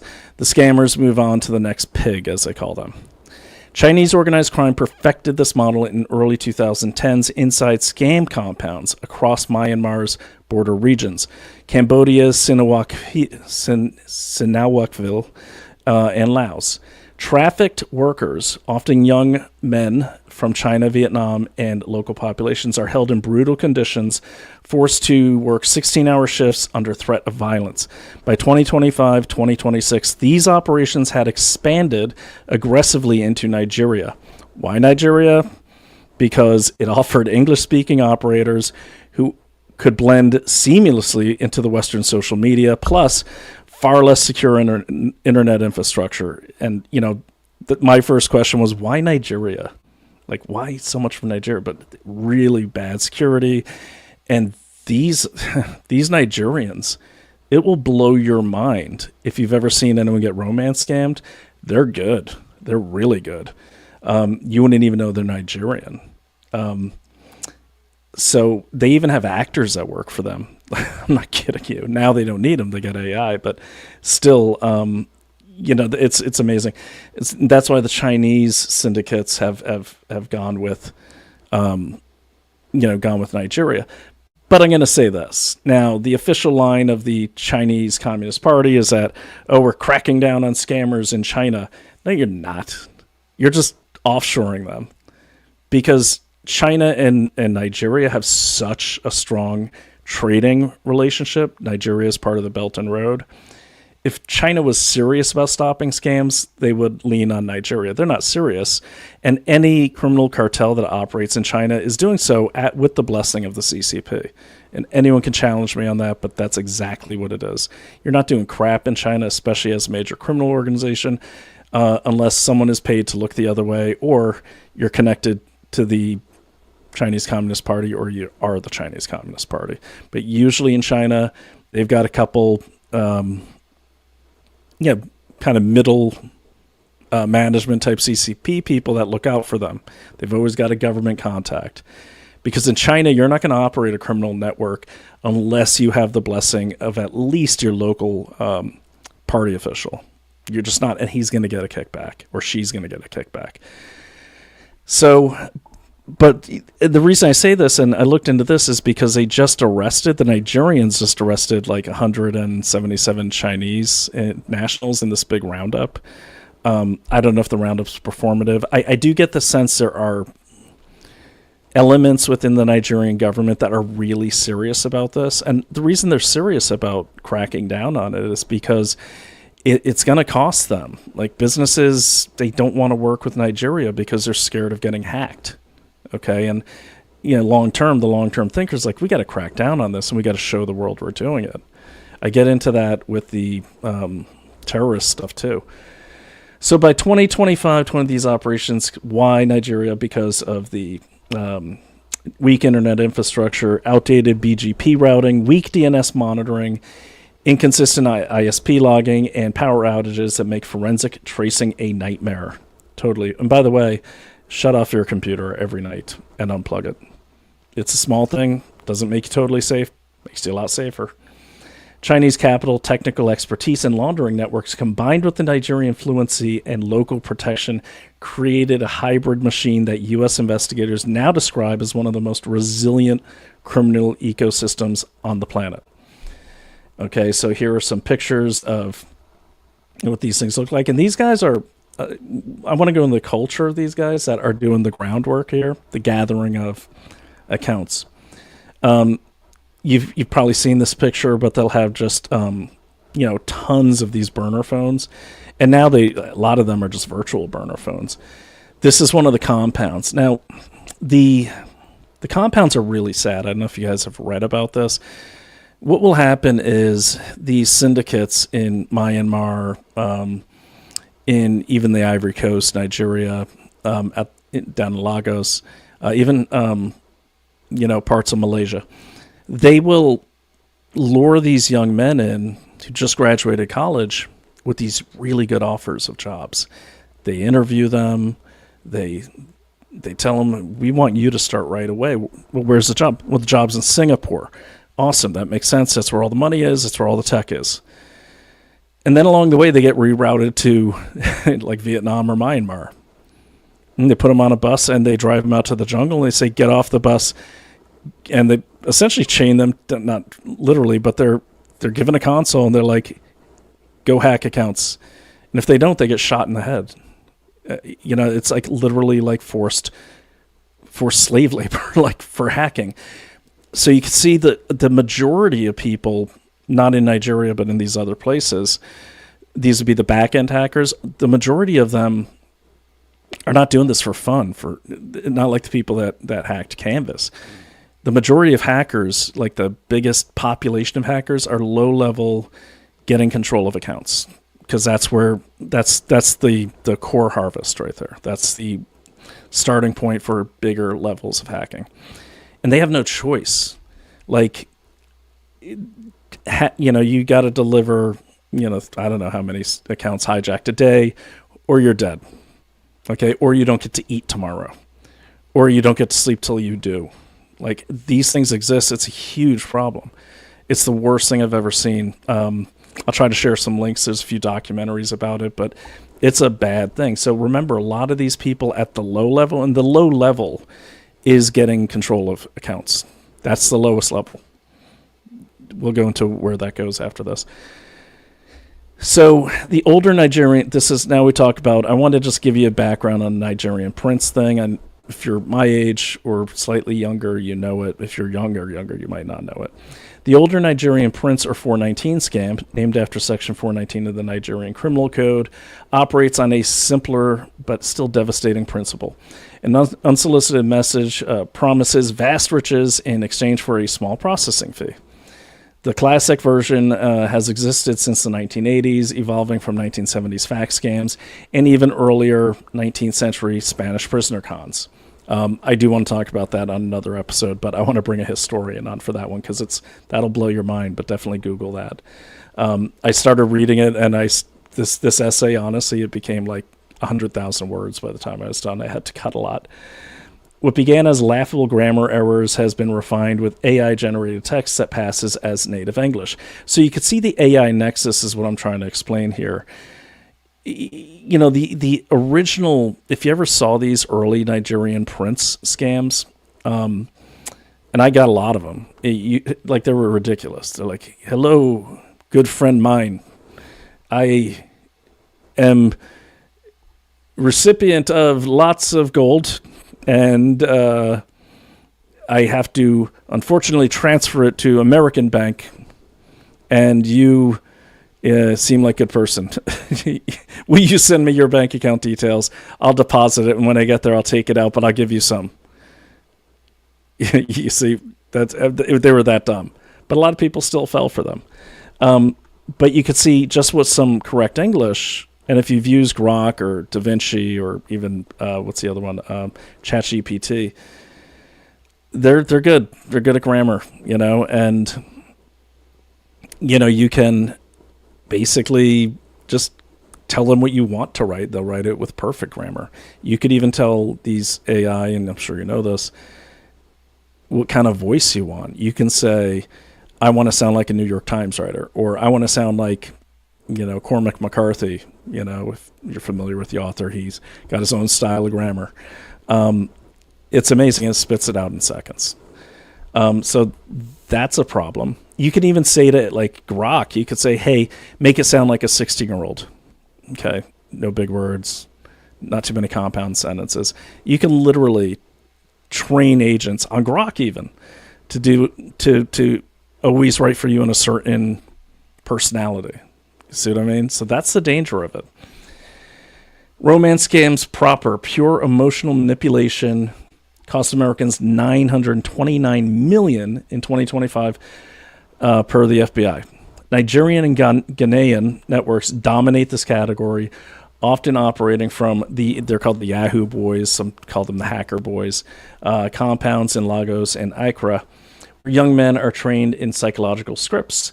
A recent DOJ case convicted 25 individuals, mostly Nigerian and Ghanaian nationals, in a $215 million fraud that victimized over 1,000 people across 47 states.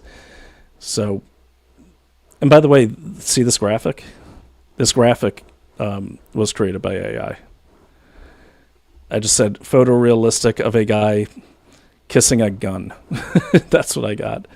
And it took 5 seconds. No, it probably took 30 seconds. Deepfake tactics of these scams take these scams to a whole new level of sophistication. Okay, so let me just roll through this quicker than I'm going. Basically, it's the love thing. They reach out, they get you on dating sites, but they also get people on X groups, and they will use AI now to create videos of their persona, and they keep refining them. So that way you're getting more of a trust thing because you're actually seeing face ticks and everything like that, which allows you to establish contact. So that was one of our biggest pushbacks against masking, for many other reasons, but also for babies with masks on, they can't get that normal connection to humans because a lot comes from your facial expressions, your micro expressions. They figure this out, and that's why they get their faces on there, but they're not their real faces. So the best way they do it is they'll get random pictures of, mainly white Westerners and men, usually in their 50s, early 60s, late 40s. And they'll hit on women in the same age group, slightly younger. And they'll get photos of a real person from Facebook, Instagram, and then they run them through any image animator and many other things. And they'll take the stills from that. So now you got a bunch of different views of this person, and they create a person out of it. Then they build up the backstory, everything like that. Then they go after people. And one thing about AI when you're doing, when you're creating videos, let's say you can literally take a video, like my dog, for instance. I do a lot of animated things of him. I took him and I put it on a still of him on Grok, and I had it animate that photo. Now, the first one, kind of looked like him, but it looked like any dog, looked like one of those robot dogs. But I kept using that same photo because I wanted to see if it was actually teaching himself.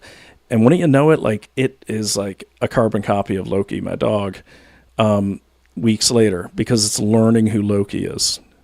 It's learning who he is, especially if you use multiple photos. That's what these guys do. They get the photos from social media.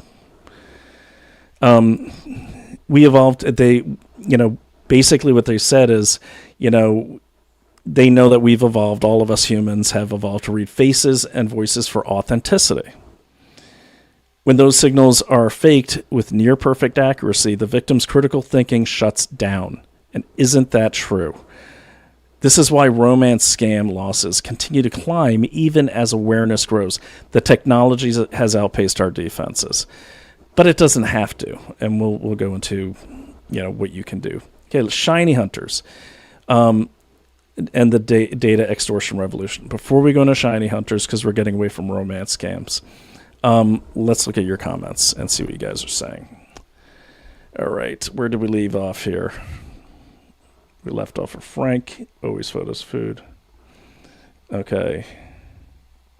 All right, so Teresa Royce is saying, someone filed 2024 taxes on my behalf. Just crazy. Really? Damn, that's scary as hell. Wow. Well, let me ask you this, Teresa. Do you owe money? Because if you do owe money, they maybe would want to give me a call and file my taxes too. But no, that's terrible. Hopefully you looked into that and you secured everything. You can even you can request new Social Security numbers. And I'm going to say this too. Don't forget that I think it was like 2023 that the Social Security Administration got hacked, and they lost basically 15 million Social Security numbers. And a lot of those Social Security numbers were attached to illegal immigrants that came over Biden's non-border policy. When they were deported under Trump, they realized, oh my gosh, this is one of those stolen Social Security numbers. And back when I was a private investigator in Virginia, I used to have access to some of those big LexisNexis accounts, or the one of the best ones out there was TransUnion's TLO. It's a great program. But because I had a license, because they'd done background checks on me, I had access to Social Security numbers. So if I called up your name, I'd get everything: your date of birth, your license number, everything that's publicly aggregated. And I'd get your Social Security number. So, of course, if I messed with that, I could go to jail forever. But the point is, if I called up, let's say I called up, I'm going to pick on Teresa. And welcome back, Teresa, by the way. And now I got to figure out a way to make sure you're real. Teresa's a new follower, but she was on the show last time. So, and by the way, I'm going to make this a call-in show, which will help because Teresa, I don't know if you were here earlier, but we already had 2 trolls who were triggered by the word hack, who were trying to pass off their buddies. Oh, he could get your account. Dude, I'm not out of my account. So it's going to be a call-in show so soon. So, love bombing. I learned that term from one of Dr. Dina's videos. Yes. Okay, so by the way, guys, Dr. Dina, go to dailyclout.io. Definitely watch Dr. Dina's show. She's one of our contributors. She's fantastic. I've been on her show. I love her show because she breaks it down with slides. Okay, it's you're not going to get a lot of screaming and yelling from Dr. Dina because the woman is a professional and she is a behavioral specialist, big time. You can learn so much from that show. I'll pop the link up in the scroller in a second. PT Moon, my good friend, who I've talked to on the phone many times. I had a guy who kept messaging me and was instantly so empathetic. I understand you. I get you. I am like you. So share with me. Definite. Oh yeah, those are like textbook romance scam ones. Definite red flags. How the hell does he relate so intensely when he does not know me, and I certainly don't know anything about him? Well, the way they relate is I've seen this. They have a list, and they just keep going through it, okay, until something sticks. So they hammer and hammer and hammer and hammer. It's the same way people read minds. Like, they'll say, okay, or like the seances, or they're like, okay, so I'm getting a sense that someone in this room lost somebody. Well, they're hourglassing it. Everyone's lost someone. And what they're doing is they're reading the body language, okay, of the crowd. What they did when that seance thing started, or like the mind reading, what they did when it started is they're baselining everyone. Like, that's why they tell jokes and everything in the beginning of these magic shows, just to see how people act when their guard is down. Okay, so what happens is they'll say, okay, someone lost someone, and it's a man. It's a man, so they're cutting up the crowd now, and then it's an older man with grayish hair. Okay, now they're zoning in. Now they're watching people, see if anyone sits up or changes their borderline position. Then they'll say, he's got a name. He's trying to talk to me. It's like J or D, JD. Are the initials JD? Oh, it's J. Oh, it's JD. That's his nickname. And now he's already zoning on that because he's already saw this woman over here react. So it's the same thing, PT Moon. They're doing this online. Like, they're going to hit you with things or hit your text until you reply, until they say something that hooks you. And they have the same lists. They go through it. And then they have literally a list of tried and true phrases that work, that, the scammers have. So I don't want you to think it's a network of people going out having a good time. These are gangs, okay? And they have training. And just like sales teams, they're given scripts. So if you've ever done any sales, like cold calling sales, I've never done cold calling sales, but one thing we used to do in competitive intelligence was what we called banging. And that's when you're calling someone just to get information, because you have to get information quickly. We'd have a script how to get them to talk. Okay, so they're gonna use those scripts, and when they start working for these gangs, there's training programs. There's, don't use this one, use this. Oh no, that's last year's script. It's a corporation. It's just like the drug cartels. Okay, so they're going to keep, again, they've got lists of stuff that they know work this much of the time, and they also know when to move on because they're in the volume business. And at the baseline of the whole social media hacking global pandemic, the core product is people's profiles. Okay. So, yeah, next comment here. Oh, that's when I called her out and used her name. I've done a lot of stupid things. I'm secretly okay, I got to put that up because that's funny. I think we're all really, what is normal, right, though? Facebook gets hacked all the time. Yes, I think Facebook is where they I would guarantee they train on Facebook for the social media scams. The running joke way back in like the 2000s and stuff was that AOL was where hackers teach your kids how to hack, because that thing was like Swiss cheese. Like those texts I get, Trump needs your support. Oh, I know, right? Let me I should see if I have any. If you guys are here with me, I'll get back to the thing here, but I do want to just, if you haven't seen these, and look, I want people to know, especially if they're part of the the campaign or whatever, stop. Like, it's the worst. Like, at least the hackers call you. It's like these robotechs have got to stop. Let me see if I have any. I mean, I've erased so many of them. I don't know if I have any left. Let me see. Getting back to you. I literally texted everyone I know from X, and I sent them all like messages right away. And by the way, if it happens to you, it's your responsibility. People that know you, that you can reach out to. If you're hacked, you can't see your followers, but obviously there's followers you probably text with or interact with in the real world. Let them know right away. Don't be embarrassed if this happens to you. Let the world know. Set up another X account and tell your friends, get this out to everyone. I don't want anyone else getting hacked by me.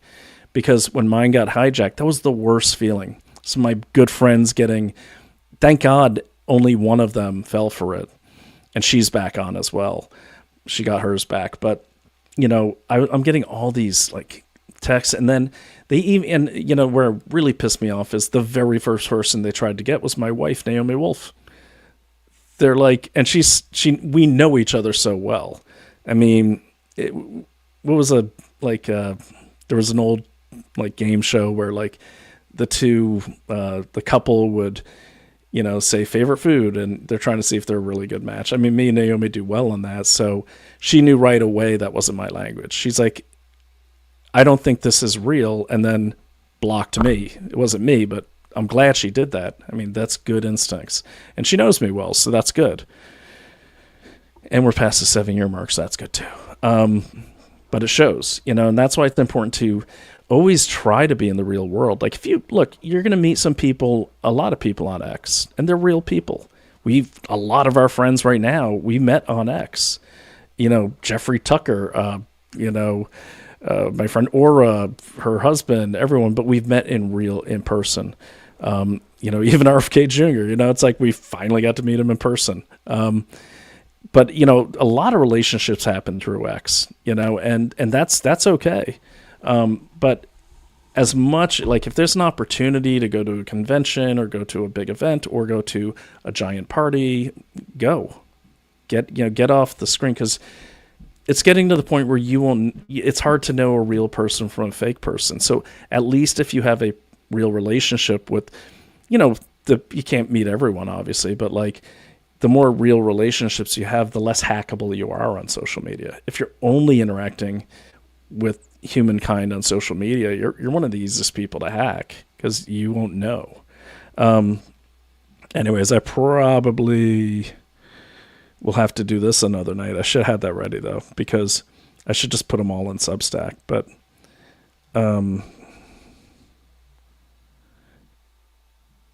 where is it? Let me see here. Yeah, I don't. Yeah. Yes, here's one. Okay. All right. So hopefully you're still here, Frank. So this is Tyler. And by the way, if you're supposedly texting me from Turning Point Action, Tyler might not be the right guy to have text me. Just saying. I'm not being funny. I'm not making a joke about Charlie Kirk's, accused assassin, but Tyler. But this one says, Tyler here from Turning Point Action. They're trying to copy Charlie's playbook. See how? And it's a link. I'm not clicking on that link. And then it says, it's robo because it says stop equals end. So that's Tyler. Let me see. I didn't know DOD. I shouldn't have erased all these because they are ridiculous. Let me see here. Nope. But yeah, as I talk, I'll pull them up because they are stupid. Okay. Oh, yeah. Here's one. Here's one for you, Frank. John Thune is bringing the Save America Act to the Senate floor for debate. Republicans need your Save Act survey response now. Okay. First of all, John Thune. If John Thune actually texts me, I would block him immediately. I can't stand that guy. John Thune's job is to bring Save America Act to the Senate floor. Like, I block all of these. Like, they're wasting the Republicans' money with this crap. Okay. And this is going to cost them. And look, I don't know. I'm looking at this. It's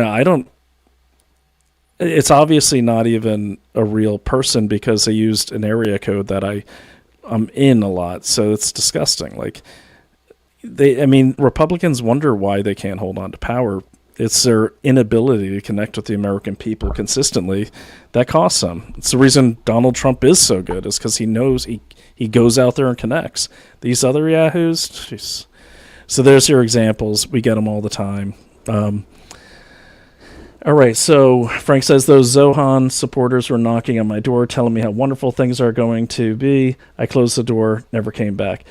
Yeah, but Frank, honestly, I don't know what you do for a living, but if you do your own investigations, and I'm not a private investigator anymore, but I've always been a corporate type private, and I call myself a private intelligence consultant because I normally do like due diligence and kind of like geopolitical assessments for new businesses and counter risk, counter stalking for like family banks and stuff like that. But it's all the same. It's all researching with primary and secondary sources and putting a report and a plan together. But if you do those, if you investigate just for yourself, like you see something, you're like, man, I'd like to write a good Substack on that, which you can make money writing. Next time they knock on your door, anyone from the DSA, I'm not saying invite them in, but step outside and talk to them. Get to know them, because then you can learn, like, okay, if I ever get if you ever get active in, I don't know if you might be active in politics, but if you're not and you are someday, or you just want to learn more about what we're talking about tonight, I mean, that's a great opportunity. Don't give them any of your personal information, but let them talk. Say, well, I don't really, and you don't want to say, why would I vote for Mondami? They're not going to talk to you. But the best way to get them to give you more information, they're there to collect information from you, no doubt, and your signature. But you just say, and because the way I got them to talk to me, I was walking the dog over in Prospect Lefferts, and I see this ton of them, and I'm like, oh my God. And there were no Republicans doing the same thing, I'll just say that. My friend Jimmy Wagner runs a Republican club down there in Brooklyn. He's the only Republican I've seen in a long time that's actually out there doing things at the local level. He's not a politician, but he runs candidates. He ran like 3 candidates, and he busted his ass, and he's out there every day with his videos. But except for him, like, I saw Mondami signs everywhere. I didn't see anyone else's signs. I didn't see anything. And Brooklyn is a good place for, believe it or not, it's a good place for politicians, especially working class, to capture, because there's a core of Brooklyn that's a kind of gentrified and a lot of richer right out of college kids. But I mean, the majority of Brooklyn is kind of like poor, and it's like a lot of working class people, first and second generation islanders. Like our area is a lot of, a lot of people from the Dominican, a lot of people from, Lagos, not Lagos. Anyways, you get my drift, like Grenada, a lot of them, and they're good people that work their asses off. And, I didn't see any Republicans out there. I mean, my neighborhood had, right on Flatbush, they had this huge mural. I mean, you could go back in my tweets and see it. It had Mondami's face, and it was like, get the F out of our city, blah, blah, blah. It's just total condemnation of Mondami. So, yeah, nothing. But what I'm saying is it's a great way. Like, one thing about being being a good intelligence analyst, a good investigator, you always got to be putting stuff in the bank up here, because you never know when something you learned about this investigation will trigger something from that investigation. What I liked about doing competitive intelligence is I had to learn a lot about things I'd never looked at before. Like, I once had to do a competitive intel job for spirometers. Okay, I didn't know what a spirometer was. Apparently it's this big tank you get in, and they hook you up, and they measure the levels of chemicals. And I was sent to Austria. I had 2 days to see if this one company was demonstrating their new spirometer at this spirometry conference in Vienna. And I got paid a lot of money, and on the flight over there, I'm sitting there, and I just downloaded everything I could about spirometers and spirometry and the conference. And that stuff is in my head forever. Well, I did the job. I did it well. And what I would do is, to my point, before I hit their booth in the conference, I asked questions from all these other booths that I didn't really need to know, but I was trying to learn the lingo, okay, and the industry before I could hit their booth, and then I hit their booth. And I got what I wanted. But later on, when I was trying to get another contract in the medical space, it happened to be on respiratory issues, and they brought up spirometers, and I was able to talk smartly about those, which led me to getting that contract. So, you never know when you're going to use it. And just in general, the more you pack in your head, the more names you get in there, it helps you see through bullshit really quickly. Like, if someone's like, I'm listening now to, I'm not going to name names, but like a lot of these kind of MAGA Reich people, whatever you want to call them, the Sean Ryans and all them. And I never really listened to them much, but I did listen to Sean Ryan last night, and he had this Joe Lonzo or something like that on there. But like I realized really quickly, like Sean was out of his depth. Like this guy knows so much, and then I realized, man, he knows a lot of stuff I don't know. So now I got to listen to this again and learn what he knows. But it was so very clear that, you know, what Sean Ryan really showed was his kind of very limited geopolitical knowledge, because he said some things and even I was like, hey, no, they don't do that. No, they're not aligned with them. No, they don't work together. No, they're not communists. And I learned that through the years of what I researched. So point is, Frank, they come back again, you know,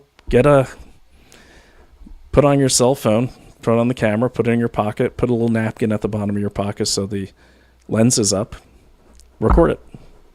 Okay? They're not going to say, is that thing recording? This, you know, if they say that, just say, get off my porch. You know, that'd be rude.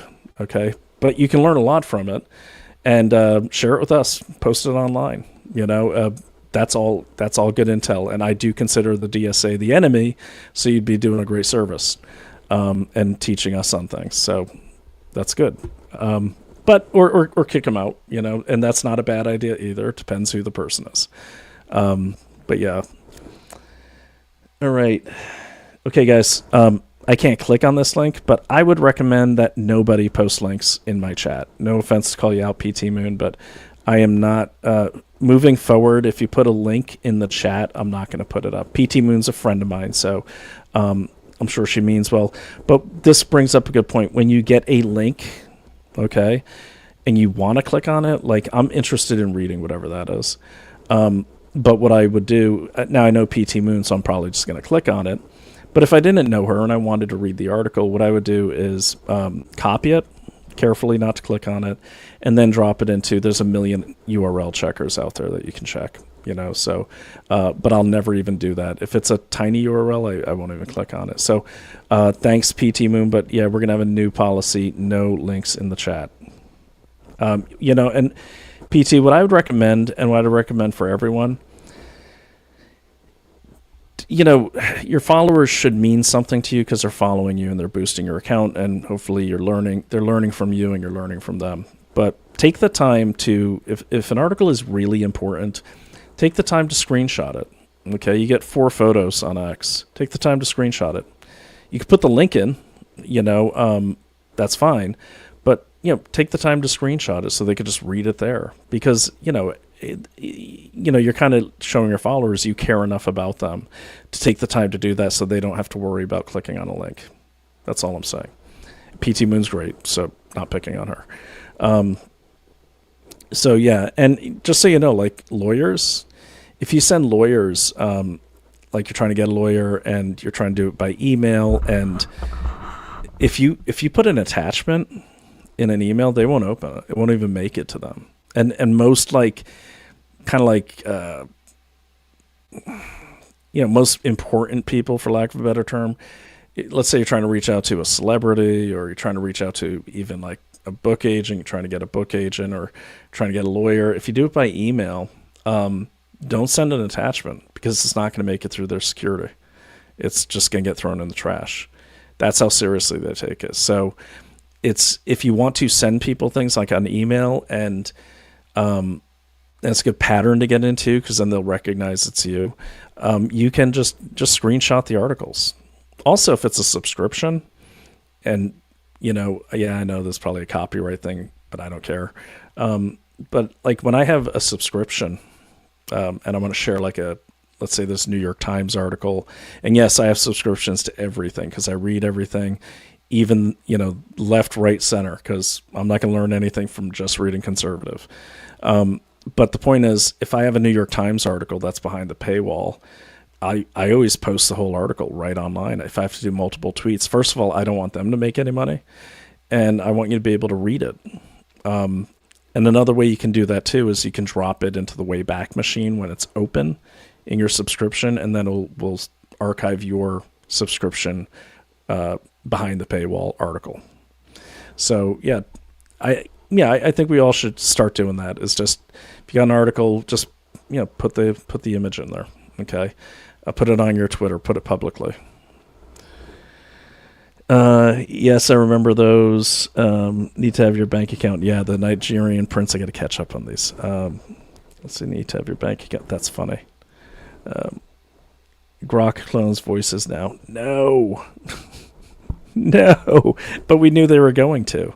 And they're probably cloning voices that people that don't even use Grok. But what do you think Spaces is for? I mean, that's what it's for. It's harvesting voices. The guy was in a group following a podcaster, which assumes, yeah, you're right. These are great examples, BT Moon. Politically aligned. Okay. Do me a favor. You have my email. Don't forward anything from this person, but if you could give me the information, send it to me in email, because I'm keeping an open thing on this. I'm going to come up with some sort of warning site or something, forum, because I want to do something to stop this from happening. I'd be interested in learning more about that. So don't text it to me, but email it to me. You knew my email. That'd be great. And then you can text me when you send the email, because I always forget to check my email. The Newlywed Game, that's what I was trying to think of. Yes, we would do great at that. Serious question. How do you vet people who follow you on a podcast? Is there a way? No, I mean, I'm not really, we're interacting, but I'm going through a streaming software here. So it's not like I'm clicking on your emails or links. I can't even click on your links when you send them. So how do you vet them? I mean, if you're just we're not a big podcast. Yes, I belong to Daily Clout, but the bigger podcasts, they actually usually marketing firms, or if you have enough money to have a CTO or something, but you could actually flag IP addresses en masse. We used to do that in executive protection. We'd have certain IP addresses flagged, and if we saw them paying extra attention to a client and we're about to go on a trip, we would change our plans. I don't know. I mean, I'm not really sure if it's, I'm not sure if there's a real return on investment there. I mean, I don't think you need to vet your podcast followers, because it's going out there on a million different platforms. So it's kind of hard to know. This podcast here is already on 3X platforms, 1 YouTube, 2 Facebooks, and also on Rumble. I mean, I don't know who's on those. Now, what you usually want to vet is if someone wants to come on, okay, or you're having a guest. Those are the people you vet for a podcast. You can't really vet followers. It's just too many people, and I don't think there's a good return on it. I don't think it's going to make you any safer, and you can't stop people from listening. But yeah, I'm curious why you asked that, though. That's an interesting question. Yes, they set up tables in the parks near me. Oh, yeah, the DSA guys got it. Yeah, you must be a neighbor. We'll have to meet in person, Frank. And if we have met in person, I apologize. I don't recognize your last name.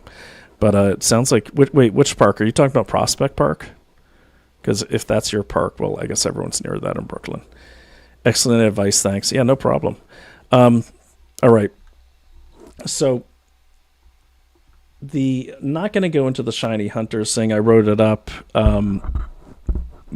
but we'll talk. I think that really deserves a separate. I'm going to keep it in my article, but I am going to basically.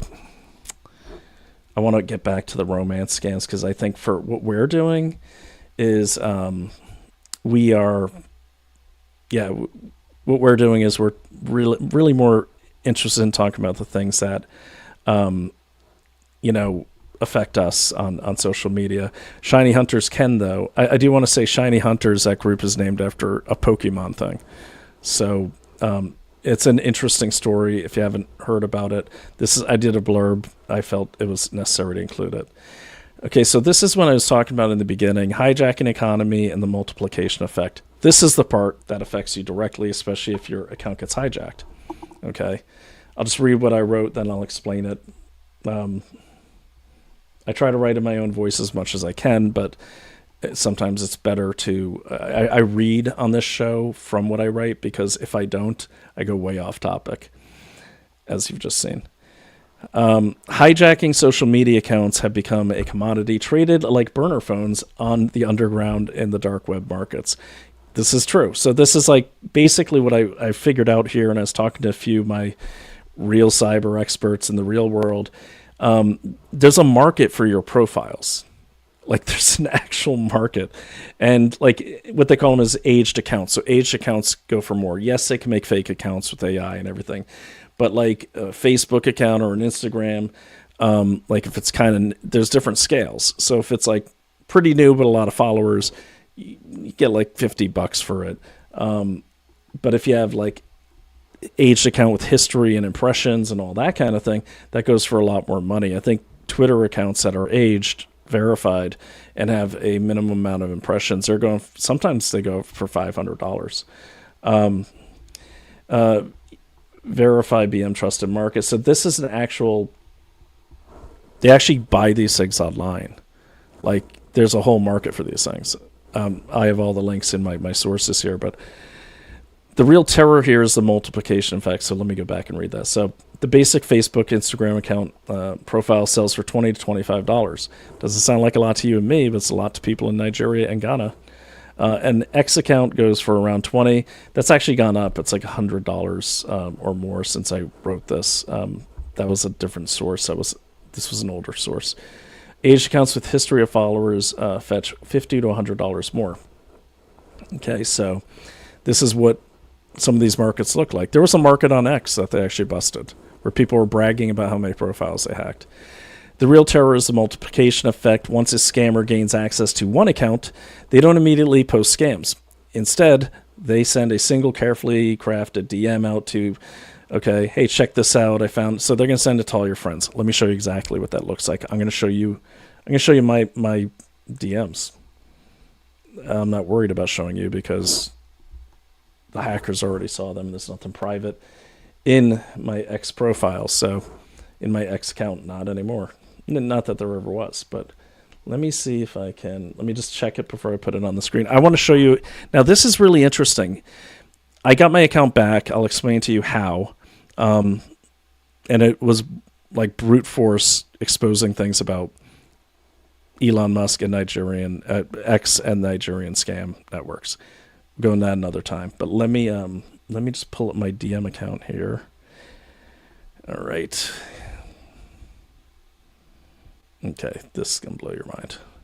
So what was really, really, really interesting is that I was able to see exactly who the hacker had targeted. Okay. Let me I just want to zoom up here. All right. Wish there was a way to make this a little, there we go. Okay, good. Let me just get to the part. Okay. Now what you're going to see here, and you know what, I don't want to show this because that's kind of a violation of their privacy. What I'll do is I'll redact it, but let me just tell you this, okay? Yeah, because I don't think my people I interact with would appreciate it. So I lost my account on the 26th. I got it back on Tuesday. What was that, the 5th? Okay, so yeah, I reached out to everyone, but I could tell who got hit just reading I sent out a message to all of them, and it took me a long time. You know, please disregard my messages between 26th, 25th. But like I'm scrolling. They had sent messages to at least 250 of my followers. They were just, and they started with the blue checks. Okay. Like, they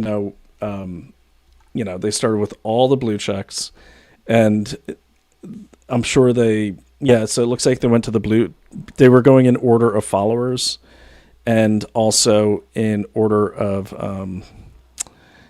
blue checks first and blue checks and follower account, and they were just working their way all the way down. I mean, it's funny because they work their way so deep into my people I interact with that some of these people I haven't interacted with in like years, and I'm like, I didn't even know we followed each other. So yeah, it's really, and you know, they were only hitting people that follow me and I follow them, mutual follows.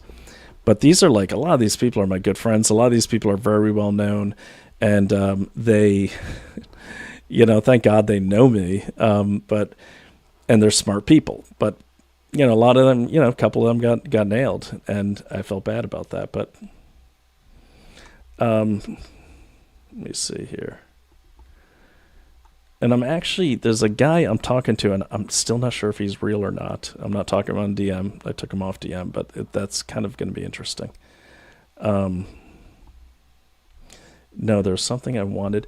I wanted to show you guys something because I couldn't believe it. So, where'd it go? God, it was just up here. But basically, yeah, here we go. So I will show you this because this person's account, obviously, I don't know who she is, but we must follow each other. But let me show you this. I'm just going to share my screen. Make sure there's nothing, okay, that could be exploited there. But this is what the message looks like. And, you know, raise your hands in the chat if you got this. But here we go. I'm going to take this guy down. And then I'm going to put this guy up.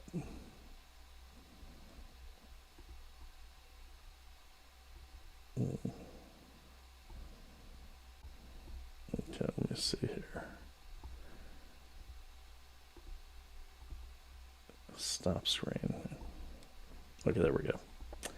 Sorry, I'm just trying to share my screen. It won't let me share more than one at once. Okay, so right after, literally at 9 p.m. Oh, no. This is, oh, wow. Yeah, this is like a day after I got my account back. I get this. This is crazy. From Martha Mullen. I don't know who she is, but we must follow each other. Hi, can I ask you to vote for me? I am applying to be a co-host of a podcast event that Spotify organizes in collaboration with Google in all countries, and I am one of the rare UK participants. The maximum number of votes that are eligible is 450. So far, I have reached. So this is a really well-written DM. It's almost too good. But you could see here, I'm not going to click on it, obviously, but you know, you could just hover over them and get information. But there's no point, I'll tell you right now, in even investigating these because you're not going to get anywhere. But if you go to Martha Mullen, if you go to her account, okay, what you're going to see is that she's a real person. Her account got hijacked, all right? And so even if you check out the region she's set up the account from, it's probably going to be the UK or wherever she lives.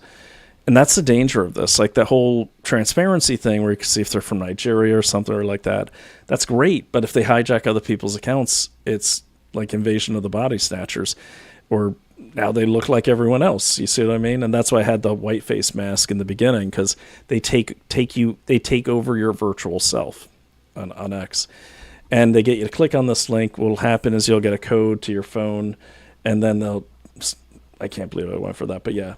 But again, when my buddy Albert contacted me, we talk all the time. Like, I'm like, shit, Albert, I thought this contest was over, and I should have listened to those things. So, but this is what it looks like. And, you know, what you'll see is like, if someone clicks on this, they'll take over the account, and, you know, you got to share more information than that, but still.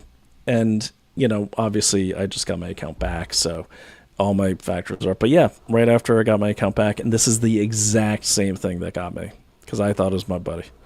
But yeah, so there we are. Let me stop sharing that there. Okay. And put the other one back up. So don't fall for it, obviously. It's not like I fell for it. I just wasn't paying attention, you know. And I think you need to treat X and all your social media the same way you treat an automobile or a gun. Like when start using it, you know, make sure you're using it with some safety measures in place and responsibly. And the reason why that is because you can see the multiplication effect. Sorry, PT Moon, there you were. But anyways, so hope you don't mind that I Let me just stop that screen. All right. As I was saying, be careful with it. Sorry, guys. Okay, where'd my window go? There it is. All right. Okay, so let's keep going. So you see the multiplication effect there. Hundreds of my friends, thank God that these guys haven't updated their scams. I think a lot of them recognized it. I barely ever check DMs. That's why I didn't recognize it. Like, I barely check DMs. There's just too many damn things to check. And now I'm not even checking them at all. But the thing is, it's like, you can multiply. So, see, they're not just stealing your account and then selling it for $100. You see, with mine, they can turn that into a revenue generator. They're going to use that to... God, there should be a good Nature Channel example of what I'm talking about. But, like, they're going to use that to... Now they're, the wolf in sheep's clothing. Okay, now they're going to get more... They're going to kill more sheep and put their buddies in that sheep clothing, I guess, is a decent example. They're going to keep multiplying. So... that's how they get you the real opportunity. In this case, it's this voting scam, which will go away, and then they're going to update it soon because now it's pretty much been outed, but they're still using it. The friend seeing the message, and I'm actually talking about me, from someone they trust clicks. The link harvests credentials or installs malware. Within minutes, the friend's account is compromised. The process repeats. One account then becomes 10, 10 becomes 100, 100 becomes 1,000. This viral spread is exponential because it leverages the trust graph of social media itself. Platform detection systems struggle because the messages come from verified aged accounts with real histories. They're real accounts, so they struggle. God, I'm trying to think of a good... There's got to be a good... Chat, someone throw up a good... Yes, PT Moon. She got one from me. I figured you did. Let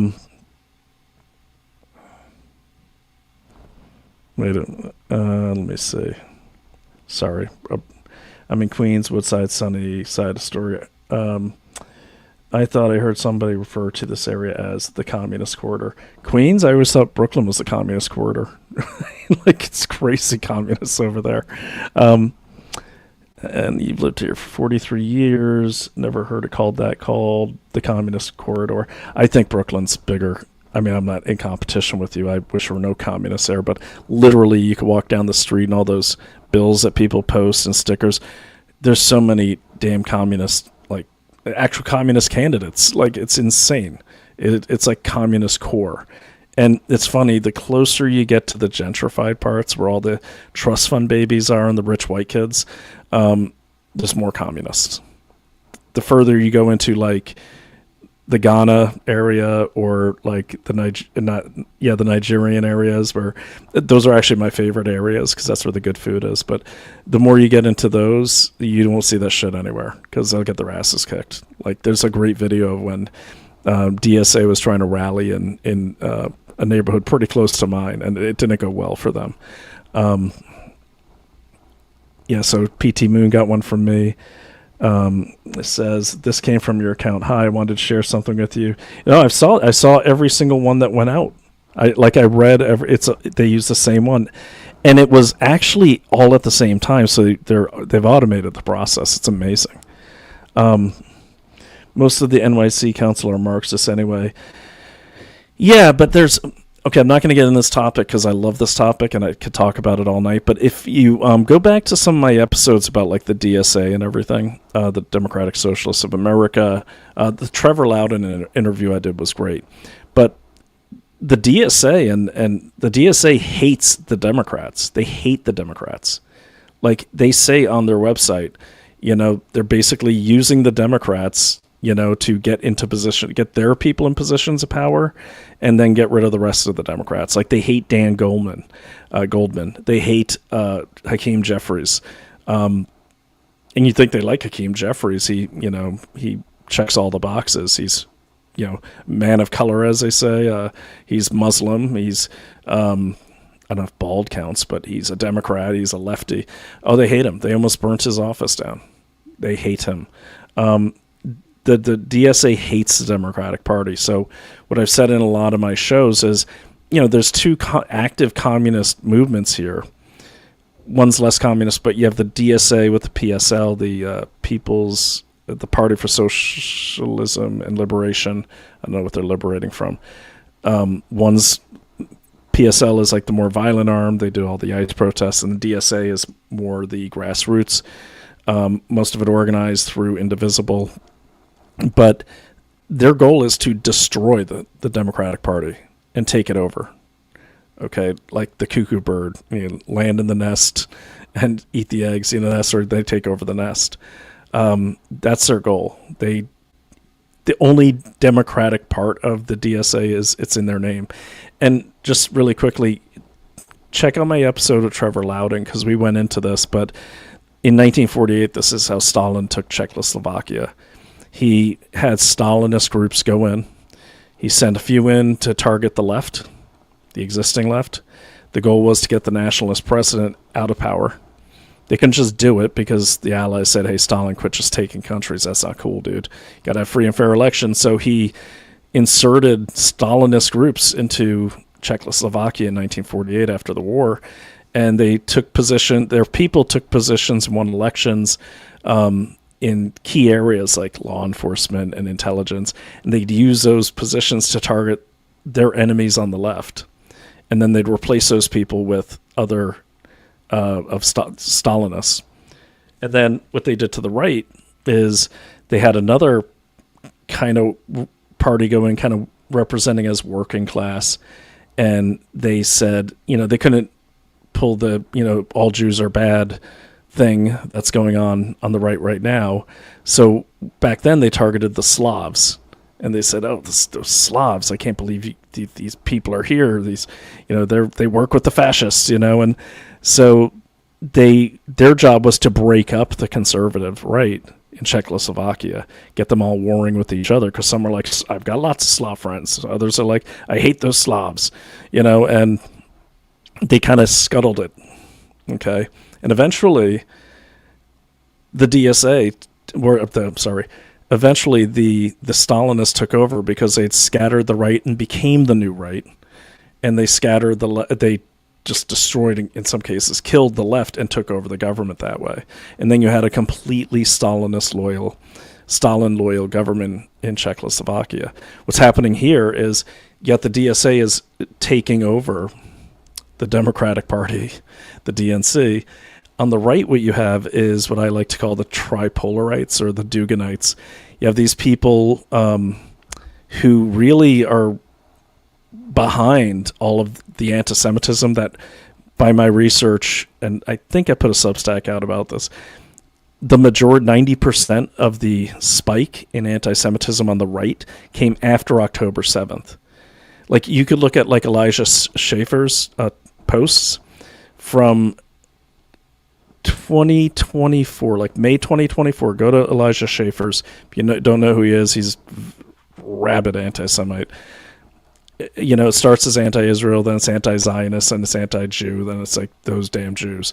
But it's interesting. I looked at Schaefer's, and I've met him before, and won't go into that meeting, but like right before like May of 2024. He's like praising Israel. He's like, they've got a right to defend themselves and F those other guys and all that. And on a dime he turned, which tells me someone paid him. But that's what they're doing here, is that you see the right is getting scuttled and turned against each other while the left is getting taken over. Well, who's doing that scuttling? All of them are the same network. They all adhere, or they all subscribe to a guy named Alexander Dugin's views of the world, which is the multipolar world or the civilizationist view of the world. That's where the isolationism comes in and everything. And the anti-Semitism comes in because this is kind of a Russian concocted thing. Alexander Dugin turned into the fourth political theory, but it's really just the Primatov doctrine kind of modernized. I got to do another show on that. But that's why on the right you have all these people saying things like all of a sudden defending Iran. Well, what the multipolar thing is, it's Russia's idea that the world should be divided into these polar spheres of influence, and Russia will have Eurasia, and China will have the bottom part. Iran will, that they're not in the plan anymore. Venezuela, no, they can't have South America anymore because we took that out. And then we'll have North America, and we all stay in our spheres, and no one bothers each other, and it'd be so kumbaya. So they're ultra-nationalists. They're against the globalists, which are the communists. So the Duganites are not actually communists. But they do have one of their strongest tools that's infiltrated the right is something actually called the American Communist Party. So if you've ever heard of Jackson Hinkle, he's the founder of that. He actually lives in Moscow. He doesn't live in America. So yeah, but we'll recap that show because that's a big topic and I love that topic, but it's happening. So, and take pictures of that, man. Take pictures of that. Take pictures of all those things you see over there in Queens. I love Queens, by the way. And you said you're near Astoria. Are you Greek? That's a big Greek neighborhood, Astoria, right? I gotta get down there. The last time I went to Queens, I was in the criminal court for accidentally bringing it's stupid, but I had a Mike Glock magazine in my backpack because I grabbed the wrong backpack when I was flying to Montenegro, and I didn't check it, and I always check because I was living in Virginia at the time, and I got stopped, and but I didn't get arrested, amazingly, and I had to go to Queens Criminal Court and spend a lot of money, but I just didn't want to get even a misdemeanor on my record. So yeah, Queens, man, I like Queens. So all right, back to the task at hand here. So yeah, we're talked about how it multiplies, So you see, if they take my account, if they could get just 10 people to click on it from my account, the people they rolled on first in my account are big people like Zuby and Dr. Drew and those kind of people. It's like, and thank God I know those people because they were able to text or email me in Zuby's case. But it's like they were like, I know this isn't you. Just want to make sure you know about this. So yeah. Third-party app catastrophe. Now, this is very important, and I want to talk about this. And that goes back to what I was saying about silos. But let me read to you. So what I was trying to explain here is basically all these interconnected apps. What I'm saying is the danger explodes when social media accounts are linked to third-party applications. OAuth permissions often allow the app to post on your behalf. Never do that. Access DMs or control your account. So what they're talking, basically because I quoted this from an article here, but basically what I'm trying to say here is things like Hootsuite, things like some of the other ones. I mean, there's a million of these things that will they aggregate your social media into one account, and then you can schedule posts and they'll auto post and all that. And it's great if you're running a business, by all means. But you're opening your account you're basically creating more doors to your account. So if you don't need that, you shouldn't have that.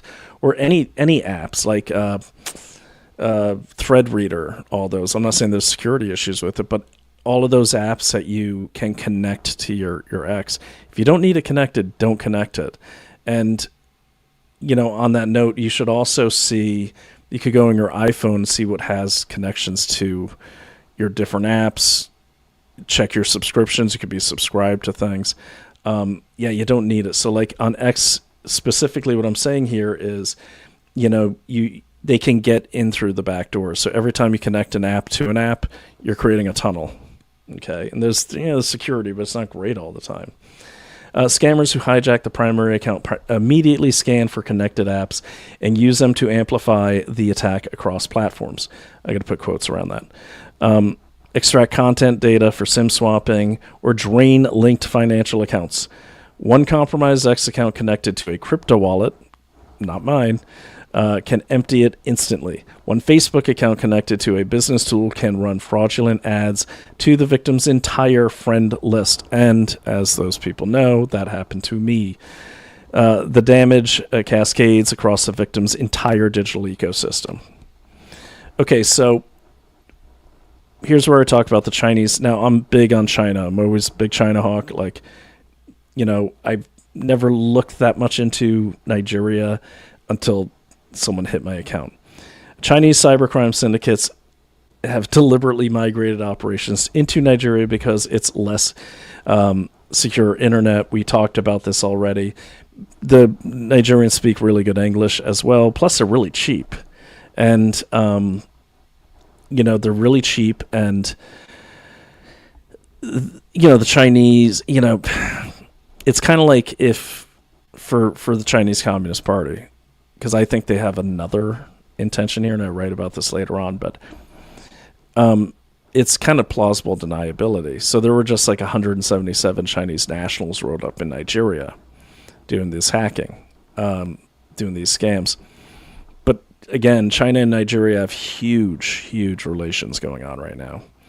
Nigeria also has, they're trying to get the U.S. to change its perception of Nigeria, because our perception is they're a bunch of scammers, hackers, and they're not doing anything about the slaughter of Christians. Okay, they want to change that. So I had to include this for that reason.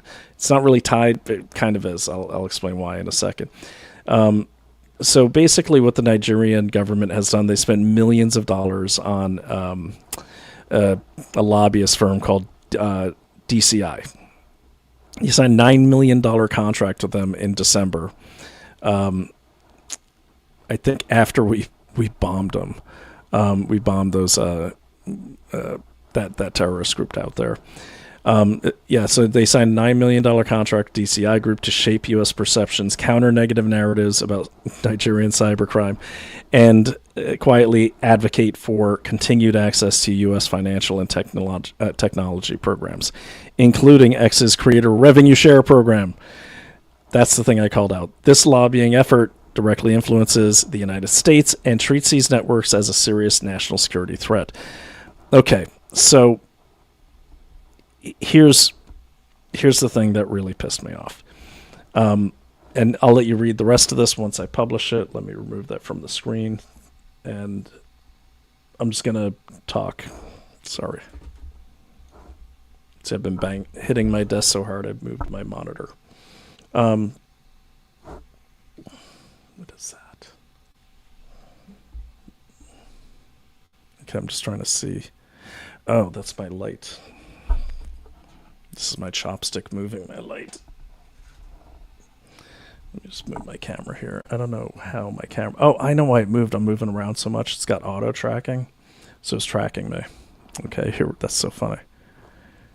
There we go. I love this little camera. By the way, if anyone wants to know, this is the ObSpot Mini that I'm using, and it will autofocus, I hope, quite quickly. Come on. It's known for its good autofocus. Let me go back again. Come on, do something. Okay, well, anyways. There it goes, it caught up. Okay, now we're gonna go in again. Okay. Yeah, okay, now it's awake. It's like a little robot. I guess show off that auto tracking because it literally moves around when I move around. That's so funny. Okay, guys, I'm sorry I got off track. I guess people kind of like it. I'm going to log out now. Excellent topic. We'll see you later, Frank. Get in touch, definitely. Okay, so let me explain this to you. Okay, and what I want to do this is important. So how did I get in my account? All right, I'll tell you first what happened. Okay, and I'll just take you through the steps. Once I found I was hacked or hijacked, I immediately went to my other account and got that up and rolling. I hadn't used it in quite some time. And it really pissed me off because I went to the help desk or the help thing on the other account. I went to X's Help on just on their regular website. Went to a browser, didn't obviously go through my app. And it really got me mad because I'm sitting there and I fill out the form saying my account has been compromised, blah, blah, blah. And I get the auto email back and it says, basically, no, you're still in control of your account. I could not believe it. I mean, I could not believe it. They're like, no, your account's fine. No problem, and because your email's still linked. And I'm like, obviously I'm not in control of my account. So let me call up. You could see it. I played it out publicly. Because I was just, what else are you going to do? I wanted attention on this. Okay. Let me do this here. Give me just a second, but hold on. There we go. All right.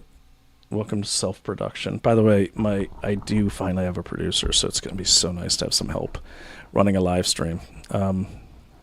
Cannot wait. All right, so here we go. I'm just calling up my ex right now. And I will just show you how this played out. It was ridiculous. It was ridiculous. And it's that lack of support that I think is going to continue to make these hacks a problem.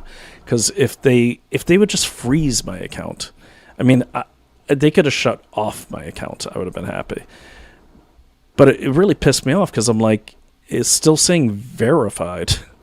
It's still saying verified. I could not believe it.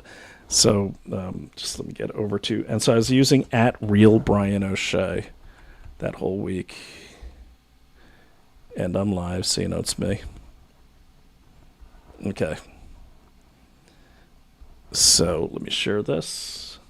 And yeah, there he is.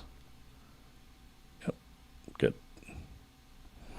Okay, so this is Real Brian O'Shea. This is my account as well. Obviously, because I'm live. Okay, so what happened here is I would get this stupid response. I could not believe it. I could not believe the responses I was getting. Let me go to my images here. No, it's not my account. So in a nutshell, what I did is I just started investigating what the hell is going on.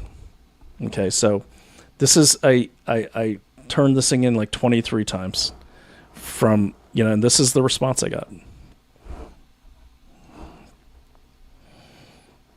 Well, I'm telling them I do not have access to my account, because they kept saying, oh, you have access. Let me see if I can find that one.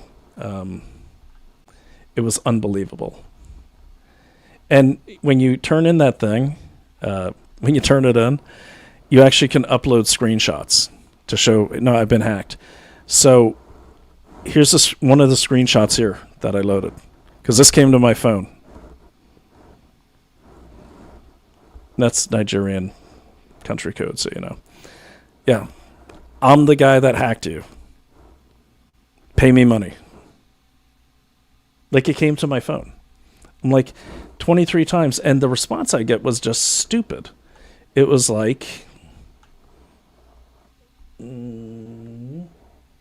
yeah, check this out. That's the response I would get.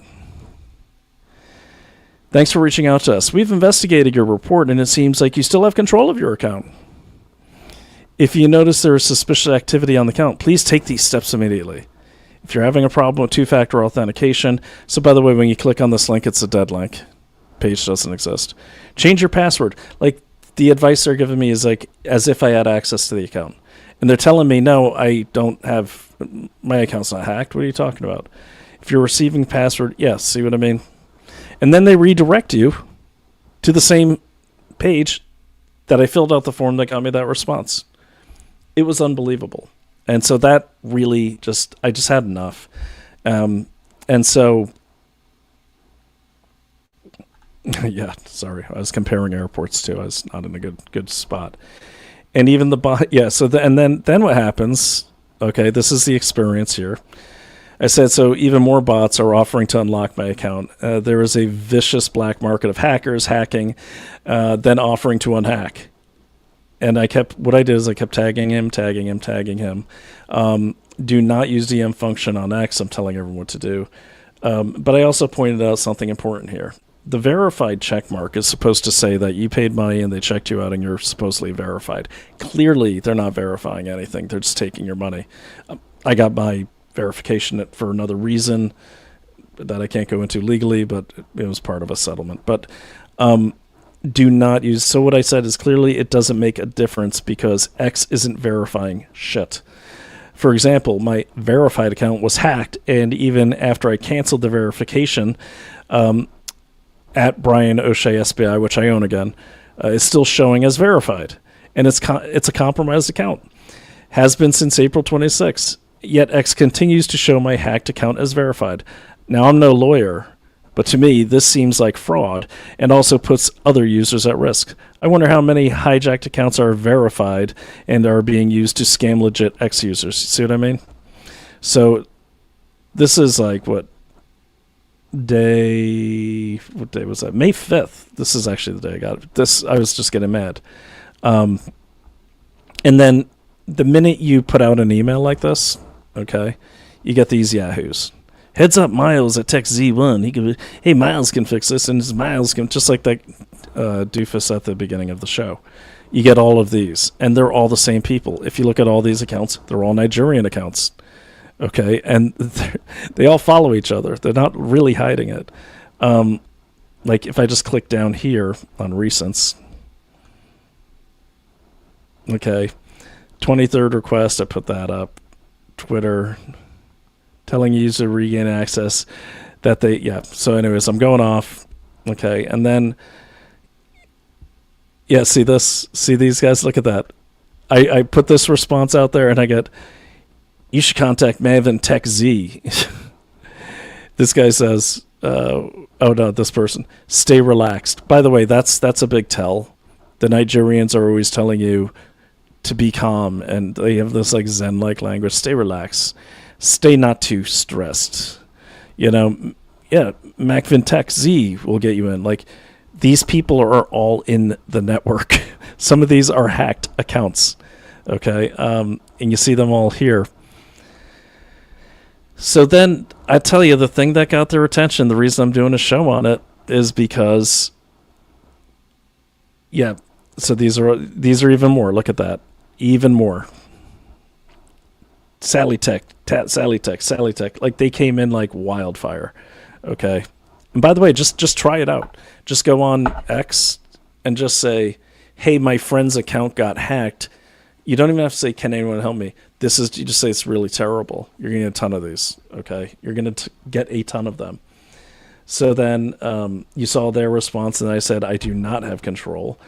I said, you could say, I'm obviously I'm writing to a bot, but I said, here, please remove the hacker and reset my password and send the reset code to blah. This is the 20th time I have contacted you, and you keep sending me the same stupid message. Do your job. Okay, but this is the problem is I like Elon Musk, okay? As a business person, yeah, I think and I'm always inspired by inventors, but I think he went too far in like eliminating human beings from support because, I was stuck in this loop for 2 weeks, and if just one human would step in, it could have been fixed instantly. Okay, so finally, this is what happens. I start noticing this network. I said, Elon Musk, does your X safety support, have any Nigerian-based workforce? Just, does your safety support or X have a Nigerian-based workforce? Just curious. Then I tagged the FBI Cyber Division, State Department, my wife, a law firm that has successfully sued him, the president, and New York Times. I don't know the president. But here, those accounts I just saw you, I had to point this out to people. So here you get this hack, and then they send me the text. And then I tried support first, then I contacted Larry Nerd here on X. So I go to Johnson Dominic's profile, and oh, look at that, Nigeria. David T, right? This guy, nice guy, looks like Cincinnati. Heads up, Larry_Nerd can resolve this. Go to David T's, Nigeria. Okay. This other guy, big fat white guy here, called John. And, by the way, you notice the similarities here with the setup. Contact Larry_Nerd. They'll rectify the issue. Thank you, total stranger. I will definitely do that. No. And then this guy's, so look at these. Have you ever seen these are Nigerians. Wow. And then Daniel Amachi, I don't know where they get these names. Heads up, Larry_nerd can resolve this issue. He's from Nigeria too. Oh my gosh, how about that? All right. So that happens, and then I decide to just write the big one, okay? So I did a little research, which led me to, I'm still working on this article, but I'm going to get it published. I said, oh, this gets better and better. You see, Elon Musk, X, and Safety Support seem to be avoiding helping people who got hacked by Nigerians, like me, because it increases their population of earners for the revenue share program, creator revenue share program, especially in Nigeria. Okay, so what they did is they opened up the revenue share program for Nigeria, despite so many State Department level worldwide complaints about it being almost the center of the universe for social media hacking. So these Nigerian scumbags hack accounts who already have the minimum requirements for creators' revenue sharing. You got to have minimums. I'll show you that in a second. So they hack the accounts that already have the minimums, and then they use those accounts also to have this vast network of revenue sharing accounts for content creation using identities they stole, which pretty much pollutes the entire content ocean because it's not even real. But so instead of like getting so many premium impressions and premium followers and putting out so much content yourself, they just steal it. Okay, it literally would be like stealing someone's diploma and then pretending to be them to go get the job. Okay, I said so they can start earning and sharing for X immediately, riding on my hard work. Elon and X don't give a shit. I take that back. I did get help. I'll show you. Then they use accounts like mine to back other premium accounts that meet the minimum criteria, so that hacker can now earn double having hijacked 2 accounts. So if he hijacks 2, one like mine, one like, say, my wife's, now he's got 2 revenue generation accounts. Now, these kids that are hacking it, they're not doing that. They're then selling them because you get a higher price, on the dark web for accounts that are aged and accounts that have content and impressions, but also meet the criteria for the revenue sharing program. Okay. Then they use accounts like mine. This needs to be investigated, and I'm sorry, but so does Elon Musk for criminal negligence. Okay, that's pretty bad. Criminal negligence by the Justice Department because he already knew this was a problem, and I'll show you that in a second. I don't know if he knew, but I was mad, and it worked. I got their attention. Here's what I'm talking about, and this was shocking. So this is from Piggy Vest. Interesting name. Now, this guy's not a hacker or anything. He might be, but like one thing about the Nigerians are really, really, I got to give them credit. No, I don't like my account getting hacked, and I think you should. There's plenty of ways to make money, honestly, but you got to give them points for ambition because these dudes work nonstop for very little. So how to make money on Twitter in Nigeria, 8 ways to get paid. This is the language of business. Like everyone's into business over there. I mean, they're very entrepreneurial. I think if you want to stop hacking from Nigeria, they got to fix the economy over there. And I don't know, it's their deal. I don't want to do it for them. I don't think the U.S. should, but you want to stop crime in any country, put money in people's pocket legitimately.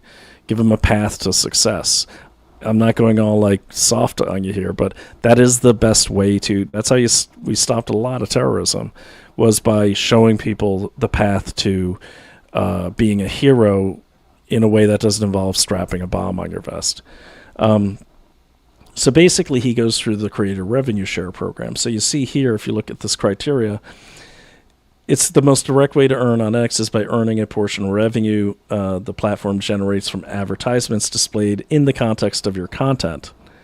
In other words, you get paid for the engagement your posts attract. So if you're on this program, you get a series of advertisements. You post them, And the more people that click on it, the more money you make. Obviously, if you have a bigger account, mine's not a big account, but it's respectable, you get money. So now imagine if you hack a big one, you're making some good money. What if you hack 10 more with that account? And then those accounts, you hack 10 more with each one of them. You could have 100 accounts bringing in revenue. And let me tell you something, $2,000 in Nigeria, you're living like a king. Okay, so you could see the lore here. There's a lot of independent actors, I'm sure, but you could see the lore right away, but especially for the criminal organizations, because it's like, this is a great way to make money. If you got an army of people out there hacking profiles, dumping them into the dark web, you scoop them up for $25 to $100. You get 1,000 accounts out there all doing revenue sharing. They're already ready to rock. They're already monetized. You kind of see where the motivation here is. And look, I think what should happen is that they should, I'm sorry, but until Nigeria can fix their internet security protocols, they should be banned from the program. Another good idea that I heard came out some time ago, but then I never heard it again, is the ability for users to geo-block. Like if you don't want certain countries having access to your posts, you can block them. Elon floated that idea. I think that's a great idea. Look, I think if you're going to be in the space and you're just screwing it up, I think it's Elon Musk's and X's responsibility to bar an entire country, because as we've read and as I've researched and shown you guys, the big growth of cybercrime, especially in Nigeria and Ghana, these places, is because they have horrible security protocols on their internet. It's attracting internationals from all over, even China, to go over there and use Nigeria as a base of operations because it's hard to get caught. So I say until the Nigerian government fixes that, these people should be barred. All Nigerians should be barred from any revenue sharing at all. And I think X should geo-block. They should just pull out of Nigeria. I don't know. I think I did the research. It's like a minute percentage of profit is made from Nigeria for X anyways. It's very, very small. It doesn't even show up on most graphs. So you got to ask yourself, like, why? Why not just ban them until they get their act together? Or Elon can go over there and, set up a Doge Nigeria and fix that shit. Because think of the implications of this. And I said this in the beginning. The implications of this are stolen elections, stolen messaging. I mean, can you imagine, like, when this happened to me, I really started thinking about this. I was like, how about all those people we thought we knew, but we only know them on X? And suddenly they change their positions like 180. So this is how they're making money, right? Okay, and this guy just lays out, this isn't like a hacking thing, but you could see where, like, if you're in Nigeria, like, some of these, I forgot what the monthly average income is. It's really small. Like, it's sad. So if you're making even $100 a month, more than you were making before, that's huge. So everyone's going to be doing this, and it's legal. Okay, the only illegal part of it is stealing the accounts. But once you got the accounts, you're good to go, and no one's going to know you have the accounts because they don't even know what to look for in the law enforcement part. So you see and this is almost every Nigerian, like, social media blog type thing here. It's like always the money being handed over there. And I'm all about it, man. Make money, but don't do it by stealing people's accounts. The tips feature is a simple way for your audience to show direct financial appreciation for your work. Your followers can send payments directly to you using third-party services, including Flutterpack, Paystack, and Stripe. See, that's where it starts getting dangerous. Now, not only are the Nigerians and other countries making revenue from the ads, they're also getting, if they get the tips feature, they have that third-party access directly to your Stripe and your third-party payment processors. You see the problem. And you could see where Nigeria being open to this, where, this market being open to Nigeria especially, actually makes the problem bigger, because everyone's going to be trying to get, some will be trying to get on this, but some will just be selling accounts. I mean, if you steal 10 accounts and you're flipping those for 25 to 50 bucks, that's good money in this country. It's not huge money, but it's beer money. It's more than beer money. It's whiskey money. So here's how the tipping works. So they give the things, and again, this guy's just, okay, and then the affiliate marketers. So you see, if you're a poor Nigerian kid, and a lot of these people are really young, and you're seeing this, you're like, God, and you're trying the honest way to get followers so you could reach that minimum threshold. Okay. And let's go over that again. Now, you don't know anyone in America. Let's just pretend. Let's just do an example here. So you get on there, you're like, man, I'm going to make a ton of money on X. You get on there and you're like stuck at like 27 followers for weeks, months. And I know the feeling, because like literally it just happened to me. Like all of a sudden I'm at like 1,000 followers, down from like almost 50,000. And this is what you got to meet. You got to meet general X monetization criteria, be verified, check from stolen account. So this is what you get from a stolen account.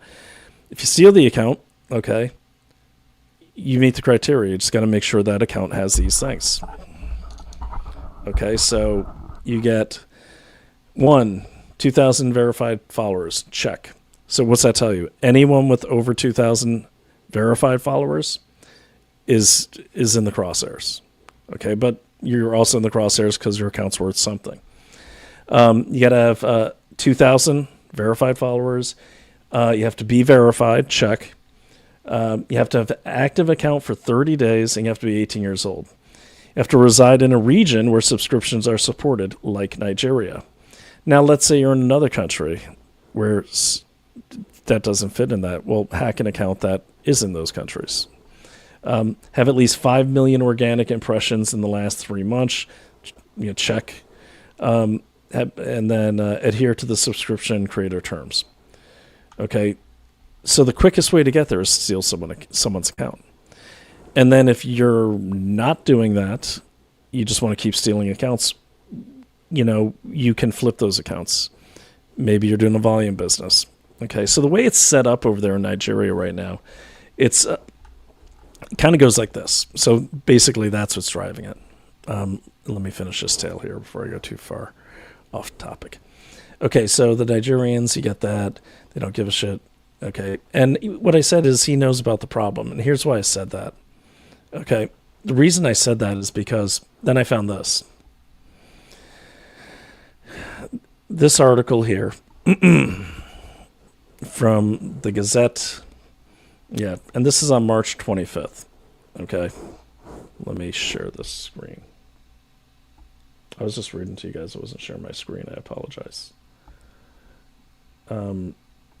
But you get my drift. All right.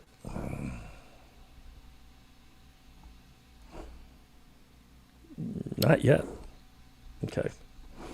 So March 25th, 2026, Elon Musk's X announces plans to block Nigerians and others from monetizing engagement on foreign geopolitical events. This will blow your mind. Social media company X has announced a new policy to limit users in Nigeria and other countries from monetizing foreign engagement with content about geopolitical events outside their home countries starting Thursday. I see no problem with that. Seriously, they're talking about basically like political influence. Platform's head of product, Nikita Bayer, who I also CC'd on my post, disclosed this in an X post on Wednesday, stating that billionaire Elon Musk-owned company will start giving more weight to impressions generated by creators from their home countries. For political stuff, I don't see why this is a problem. Beer argued that the new policy is aimed at encouraging X users to publish content that resonates with people from the same country. Okay. Again, not a problem. He specifically mentioned that there would be fewer Ivanka Trump fan accounts based in Nigeria, with more Nigerians sharing their thoughts about Nigeria issues instead. And this is where the content creator sphere went ape shit crazy on Nikita Bear. I totally agree with this guy. And he actually, he's had a product and you know, I think he did interact with me, so that was good but he said starting Thursday, less Ivanka Trump's.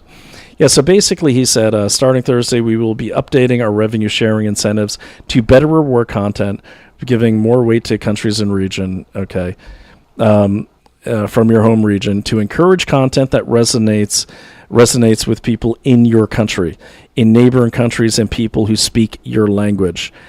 This is this guy is actively trying to fight foreign influence in our elections, clearly.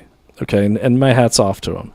The latest move came 3 weeks after X implemented a policy targeting users on the platform with suspension from revenue sharing for posting AI-manipulated videos during wartime without labels amid the ongoing conflict between U.S., Israel, and Iran.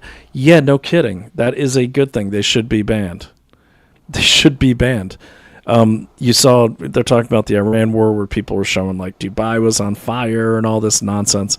You know, why is that dangerous? Well, let's say, for instance, you do a fake video showing, you know, you throw some fake AI soldiers in there to look real, and suddenly, you know, let's say Hezbollah or Hamas, they see on the video like the soldiers, man, they look like they're wearing, you know, Jordanian uniforms. Wait a minute. And then we're at war with Jordan. F those guys. I thought we could trust. Like, you see the problems it could cause, right? Or like you can fake a video of a U.S. soldier like butchering, you know, a bunch of old ladies, and then they attack the embassy. I mean, it's really dangerous. And he's saying, you know, this is driven by the fact that people were doing stupid things and creating a lot of stupid prizes. And I agree with this guy. Like, it, you know, keep it in your own country. You know, you should not be able. And he's not even talking about just content creation. He's talking about geopolitical content creation, things involving politics or, you know, wartime type things. I think this is totally reasonable. I think you should be banned immediately for. They do that in Dubai. I'm fine with that. And it's a private platform, so they don't have to adhere to freedom of speech. Like, if you're violating their rules, you should be kicked off, plain and simple. So that was it. But what happened with this was, and I don't have it in front of me, you're going to love this. All of these content creators go nuts. They go nuts. And one was from France, one's from Germany and makes AI images. The entire, the bulk of the people that went nuts on this tweet, because not Elon, but Beter put it out in a tweet. Most of them were Nigerian creators, so of course they're going to speak the loudest. And then Elon backed off of it, and he didn't ban him. So basically, anyone who's also generating revenue from X in other countries like Nigeria can manipulate events, geopolitical events, footage, things our politicians say, things that are said at rallies that weren't really said. Anyone in the world who is, you know, anyone could do it, but like any of the content revenue sharing people anywhere in the world can do this and still collect revenue off those very same videos if they have advertisements. You kind of see the massive problem here, the massive legal issue here. And I'm sorry, but that policy has got to change. And if the majority, and you know, if you think I'm picking on Nigerians, yeah, I'm picking on Nigerian hackers. Because if the majority of hacking on X is coming from Nigeria, and I think Nigeria falls in the top 3 or 4 in the world, Russia, China, the U.S. is actually pretty high up because we have so many illegal aliens that brought their hacking over here. We were down like in the 20s before Biden, but now we're like in the top 5. But the thing is, yeah, I don't see what the problem is. Well, he changed his mind because the outcry from creators. Who cares? Like, seriously, What if they end up, you know what's going to stop this? When someone accidentally, like, can you imagine if someone hacks like the VP's account or something, or the press secretary's account? Then you're going to see the policy change really quickly. Okay. And so that's what happened there. So back to this, he knows it's an issue and he changed his mind about it and he let it happen. Okay. So what I then posted here was, and that was pretty much it. Now, what happened after that is pretty wild because I was just done, you know what I mean? And it's like, all right. So I wish I had the thread in front of me. I'm sorry.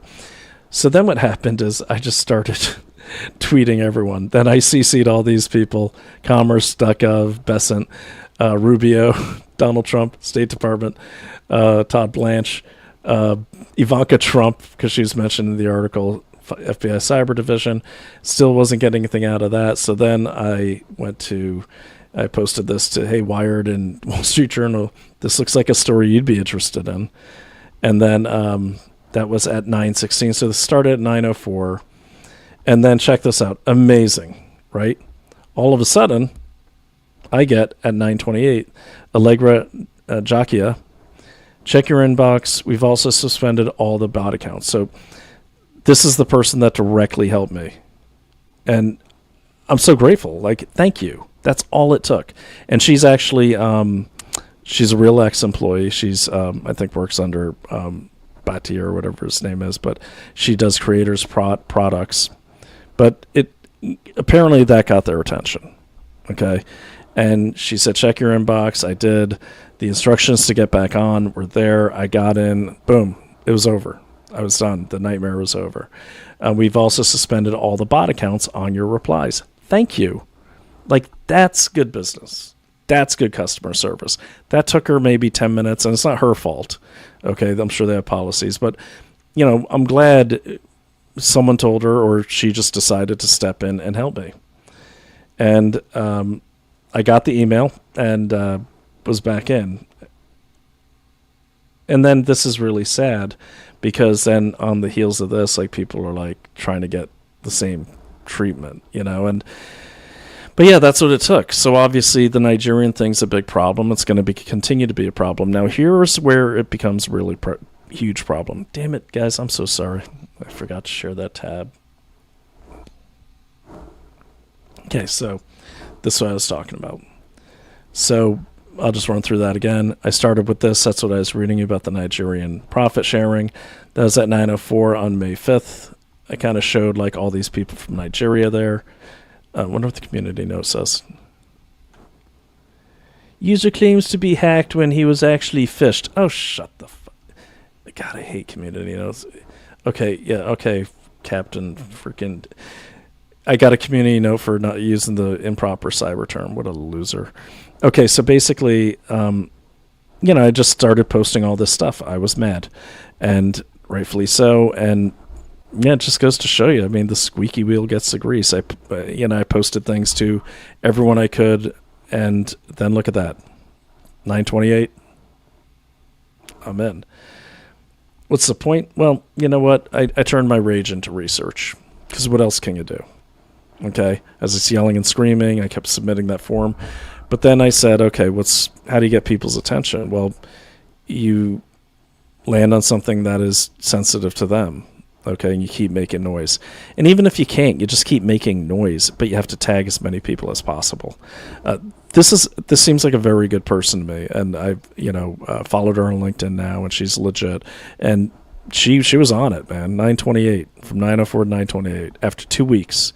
So yeah, I appreciate her, and I appreciate her boss there, the other guy I was mentioning. But that's all it takes. Like, how hard is it to hire 100 of these? Not her, she's really highly skilled, but like hire a bunch of people, and their whole job is to deal with this. It didn't take long. I'm sure it's not hard for them. All they got to do is look at the history of the account and say, okay, yeah, what he's saying is true. That seems to be some other email popped on there. Oh, look at that, it's from Nigeria. Let's kick that one off and put the email back on. That's it. It was very easy, and it was obviously easier for them. Okay, now here's where the danger comes in. If they don't get a hold of this quickly. We talked about the black market for these accounts. We talked about how pervasive it is. Okay, so here's how it works. At the ground level, that's in Ghana. Okay, that's kind of shifted over to Ghana. It was in Nigeria. It's majorly in Ghana now. It's a lot in Nigeria, but think of like if you ever saw like New Jack City or any of the, The Wire or any of these type of shows. You have the drug dealers. Like, okay, so the typical drug dealing network, both in Hollywood and in real life, is you have your corner dealers. Okay, you got your dealers on the street. Okay, you got your lookouts. Okay, and so the dealers on the street, they're basically B2C, business to customer. Someone rolls up, they want some coke, crack. I don't even know what people are doing these days, and you're buying it from that dealer. That dealer is usually young, usually the same age as these hackers. I'm not kidding you. And that's it. Now, what then happens is he gives his earnings, to the guy who runs that, that 4-block radius. He brings it up to that neighborhood's boss, goes into, and then they pay everyone out, and then they give them more product. They tell them to go out there. So replace the drugs with, basically, instead of them dealing drugs, they're stealing drugs, but they're stealing accounts. So let's say you've got a syndicate where, the guys on the corners are the ones that are doing the romance scams, that level. They're the ones in the internet cafes. They're the ones you'll see. I'll post all the videos, but they're the ones who are fishing directly from the pond. They're the ones stealing the accounts. They either, if they're in a syndicate, then those automatically get turned into the boss for the 6 of them. Okay. And then those get flipped up to the higher level. Now the kind of middle managers now, they're existing in Nigeria. So they have bigger, like, kind of office space and everything like that. And then they collect hundreds, thousands of accounts, and they do whatever they do with them. Okay. And then they will turn these over to crypto, like, scammers who appear to be based mainly in Toronto, Canada. Okay. And there's a lot of them in China. But from the street, the Ghana level, it seems that the Nigerians' role is they are the ones out harvesting the product. Okay, then they are flipping it up to either higher level Nigerians or the Chinese, Russians, Canadians, I'm sure some Americans too, the French, whoever's in that market. So you see it keeps going higher and higher. But they're the ones creating the product. And then on the darknet, different people buy them. And you'll see, like, there's a really good documentary I was watching called Meet the Scammers. Highly recommend it. But they're like, you see these chat sessions, and you can still find some of them too on like Instagram and stuff, where they're like, hey, yo, man, I need 5 accounts with this many followers, blah, blah, blah. And someone goes out and steals them, and then they sell them to them. So how do you stop that? And what's the danger of that? Well, let's talk about the danger first. 25, 100, 150, those numbers are not accurate. That stuff's always changing, but they're in the ballpark. Small potatoes. So the lowest level guy, he's going to flip that. He's going to get about $25 to $100 per account based on the level of the account. That's chump change to, most people who have a job in America. But what can you do with that account? Yeah, you can post advertisements, that sort of thing. You do all sorts of stuff to make money, make your revenue share. But again, that's still small potatoes. But what's the real value of these accounts based on those minimums we were talking about? Influence. So now what happens when the Russians, the Chinese, the North Koreans, the Duganites, Dugan, whomever, okay? What happens when they decide, hey, you got midterms coming up, the Democrats, the Republicans, who knows, any customer. What happens when someone figures out, hey, you know what, $25 per account with the minimum amount of stuff for the revenue share program means they have some influence. Let's buy all of them because they're already hacked, because they're available on the darknet. What happens when a foreign government goes in and buys as many blue check marks with 250,000 followers or more in mass, and they start becoming the message?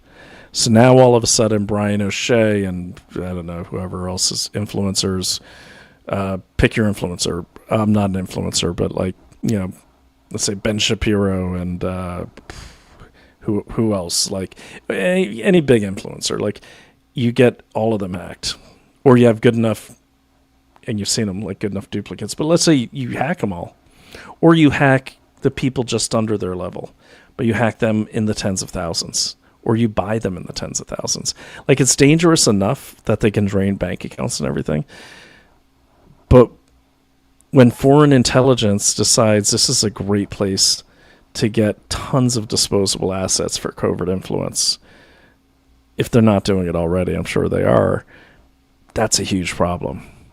That's a huge problem. And what makes it worse is this.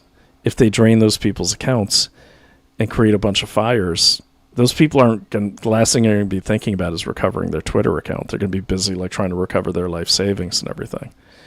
And now you have a foreign country, or our enemies from within, speaking with the voices of people you trust. And I do wonder if it's happened to a lot of accounts already, because there's some people. I mean, I think Candace Owens is nuts. I never thought she was really MAGA, anyways. Tucker Carlson, I think he's a mercenary. But, you know, there are some like lower level people who don't have podcasts, but they're, you know, pretty big accounts. I've seen those messages shift so crazy, but I haven't seen them on video shifting their message. And those are the accounts I do wonder about. Is it them? Or is it Nigerian? Okay. Or is it worse, you know, a Russian agent or a Chinese agent, or pick your poison. So that's the real danger of this. And that's the thing that scares me the most. And just one more example I want to give you before we go is this. Let me see if I can pull up that Word document. So I put a bunch of this stuff on a Word document because I've got to figure out better ways to share some of these things with you guys. Yeah. Okay. All right. So what I did, this is my rough draft, but I want to show you this. This is really interesting. I just cut and paste a bunch of these. All right, so you can see examples. Let me share this window with you. Make sure there's nothing. Like, I'm so paranoid now. Okay, this is the last thing I'm going to show you, though. I'm sure you all want to go to bed. We are going to share a screen. I can't tell if Sean is still on. Sean, I don't need you. I'm just like, if you're still on, that's some dedication, my man. He's a business partner, but he helped me get us on Rumble. But if you're still on, I'm good, man. All right. Double checking. Okay. Let's put the focus mode on there. There we go. Okay.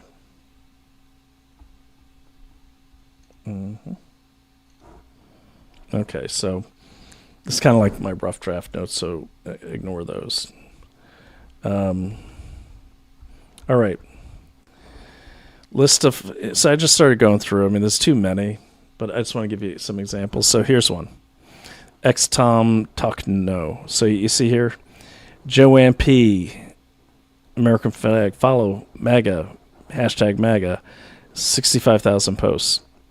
Now I'm guessing, well, not this one, but so this is, how did I get to this one? I think this is a person that tried to follow me. Says U.S. Army veteran living in California, anti-commie virus. Like, this sounds like an American, right? Trump won. Let me make it bigger for you guys. Trump won live, free or die. Trump won, live free or die. Like, they're kind of grabbing a bunch of slogans, but they're doing a good job. MAGA, love Trump. That's a giveaway. And his team, Jesus saves. And please, keep no DMs, no BTC. All right. So there's a couple tells there, and it says Oklahoma. Okay. It has some good age to it. Okay. Some good age. So this was probably a real person's account that they hacked a while ago, and it shows up as Africa. Okay. And you can see the username's been changed 14 times. So now that, when they first took it, it was probably still showing up as Oklahoma. But then eventually it will show up as Africa, and you see it's Africa App Store connected through a burner phone. That's basically what that means. I'm sorry, connected through the Africa App Store, like the Apple App Store in Africa, or the App Store in Africa. So there's one of them. So mark her, by the way, at this one here. Make sure you report and block that account. This is not, unfortunately, anyone named Joanne in Oklahoma. Okay, next one. This is Knobfix. Yeah, here we go. So this is one of the people that offered to help me. And what I told this guy is he's like, send me a DM. I'm like, there's no way in hell I'm sending a DM. So look at Knobfix. Oh, look at that Africa App Store. And they always use the same picture. They always show you their display. And a guy so busy, he's not even really paying attention to the camera. That's literally the same look almost all of these have. Okay, that's a nice setup, but it's not his. So it says here, Texas, right? Africa App Store. Again. Okay, it doesn't say Nigeria, but it's, it's obvious. I mean, there's the same thing. These are dead giveaways. These type of link trees here, don't click on them. Yeah, so this guy obviously, and plus too many American flags is a giveaway too for me now. I've got one American flag, that's it. We keep going, there's more. Okay, so yeah, that's what happened. That's how I found out. Oh no, this is someone else's, but basically I was watching what this happen to other people. And so what happened is this lady here was hacked. Create your truth. Thanks, keep trying to appeal it, but when I click on the post, it won't even open for me, and that's a requirement to appeal. Not sure what to do here. So this woman put out a cry for help, obviously from a new account. And then, of course, Joanne P. pops in and says, contact Knobfix. He, on Twitter, he's an Exbitrus. That's funny. Under X support, they are affiliated with X. He's under, yeah, so they're not affiliated with X. If they're affiliated with X, it says it in their profile, just so you know. He doesn't have that. He'd have it like that girl Allegra did. Okay, so basically he's recommending himself is what's happening here. Okay. Then you go down further. Some fucking bimbo doll tried to hack my account. Did not notice till now. Think we are all fixed now. Hope she didn't bother y'all. I'll try to watch my account closer. Okay, y'all, back to work on this country. That's Edith Probst. And someone said, how did you get the account hacked? She said, not sure. Just found someone else on the profile for my account. And then, of course, look at this. It's like automated. She already said she's got it. But then Jason Miller pops in. He says, I can help. Send me a DM for help. And I was blown away by this because it's like it happened to me. It's like everywhere. And if you look at some of these, I pulled these, I think, last night. They're like 10 minutes old. And then Edith says, my kids fixed it, LOL, but thank you. Well, Jason's probably doesn't care. So now, look familiar? Oh, look. See the picture? It's the same thing. Look, let me show you again. This is pattern recognition, see?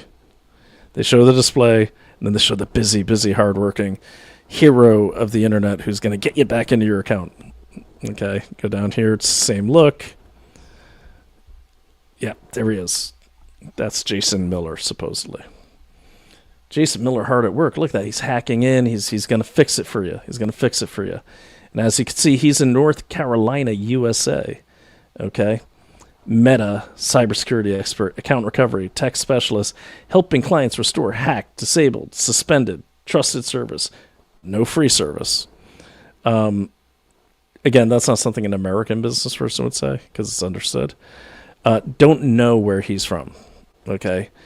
But I can tell you right now, it's the same pattern as all the other ones. Okay.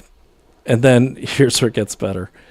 Why am I showing you this guy? So what this guy did is pretty clever. Is he puts in his profile 28.8 thousand followers, 1.2 thousand following. He forgot the K. But he just wrote that into his profile. You see what I mean?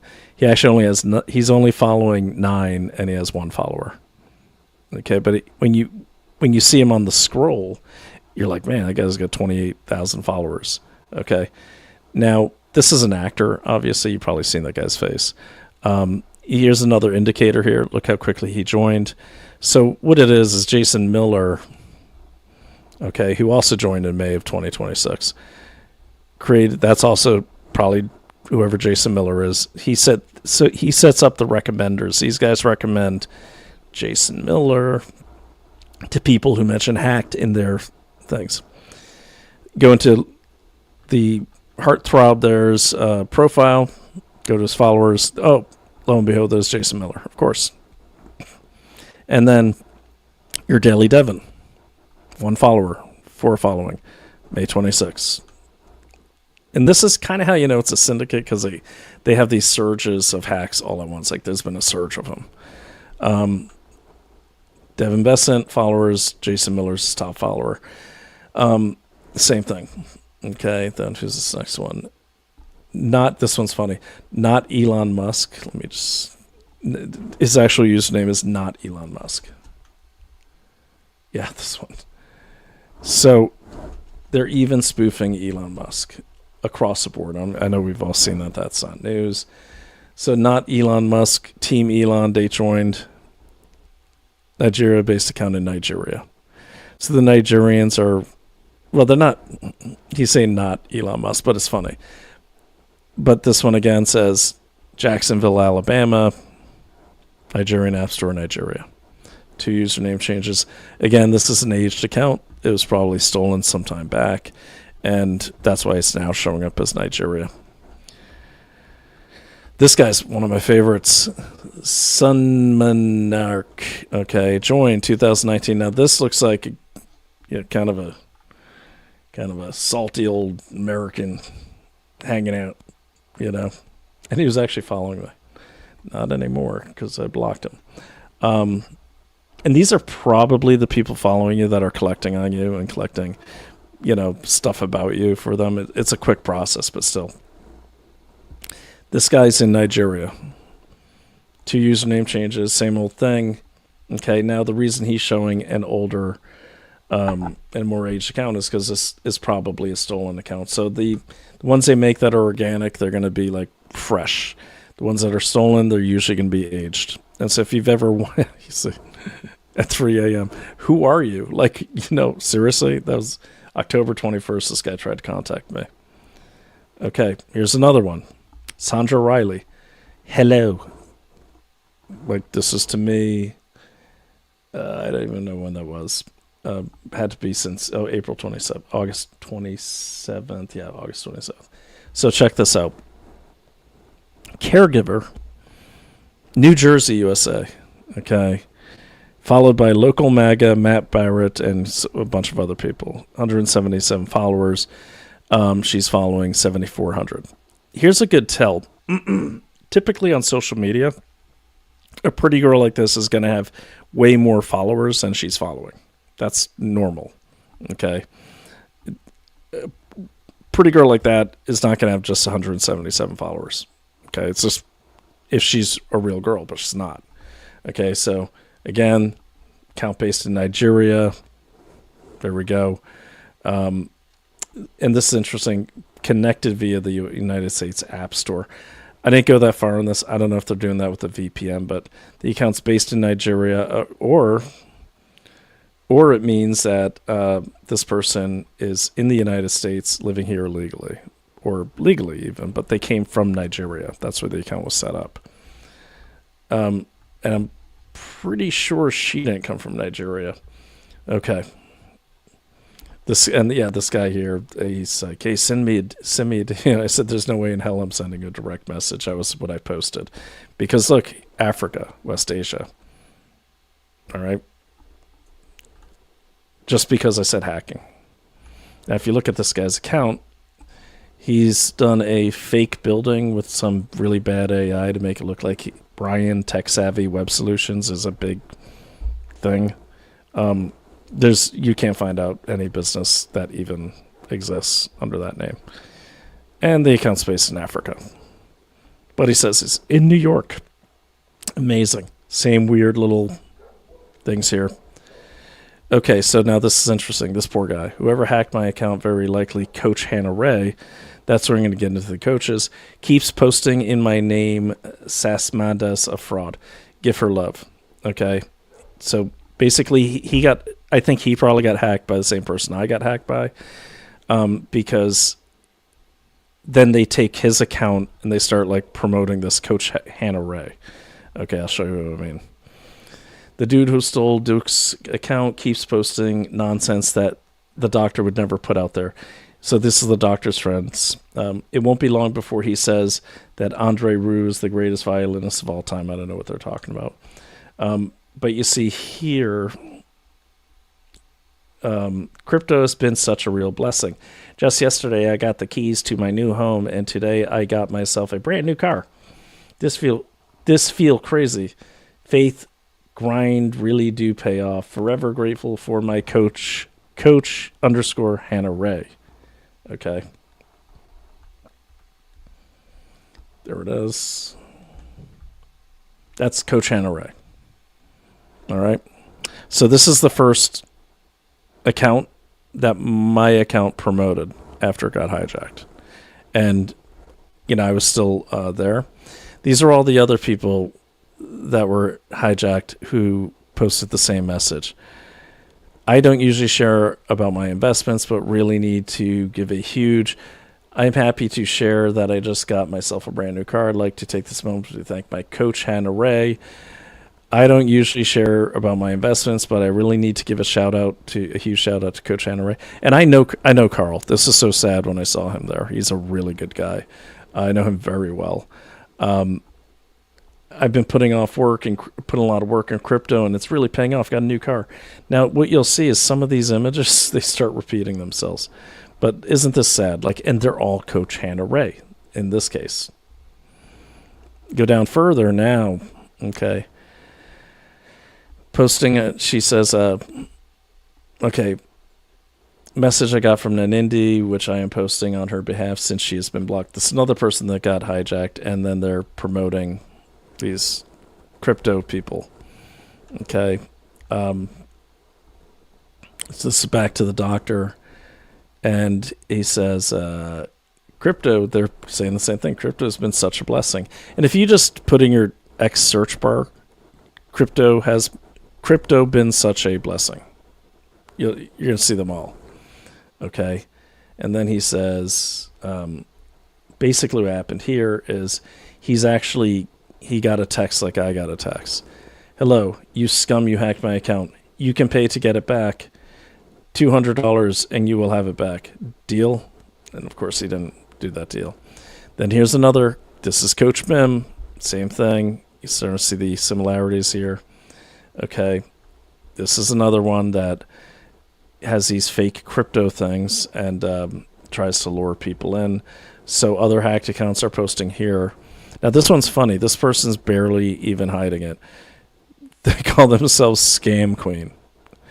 Hot bratty mommy, wallet weakness, shapeshifter, DM IRL. I mean, that's the fun thing about a lot of criminals. Sometimes they just tell you and people just don't pay attention.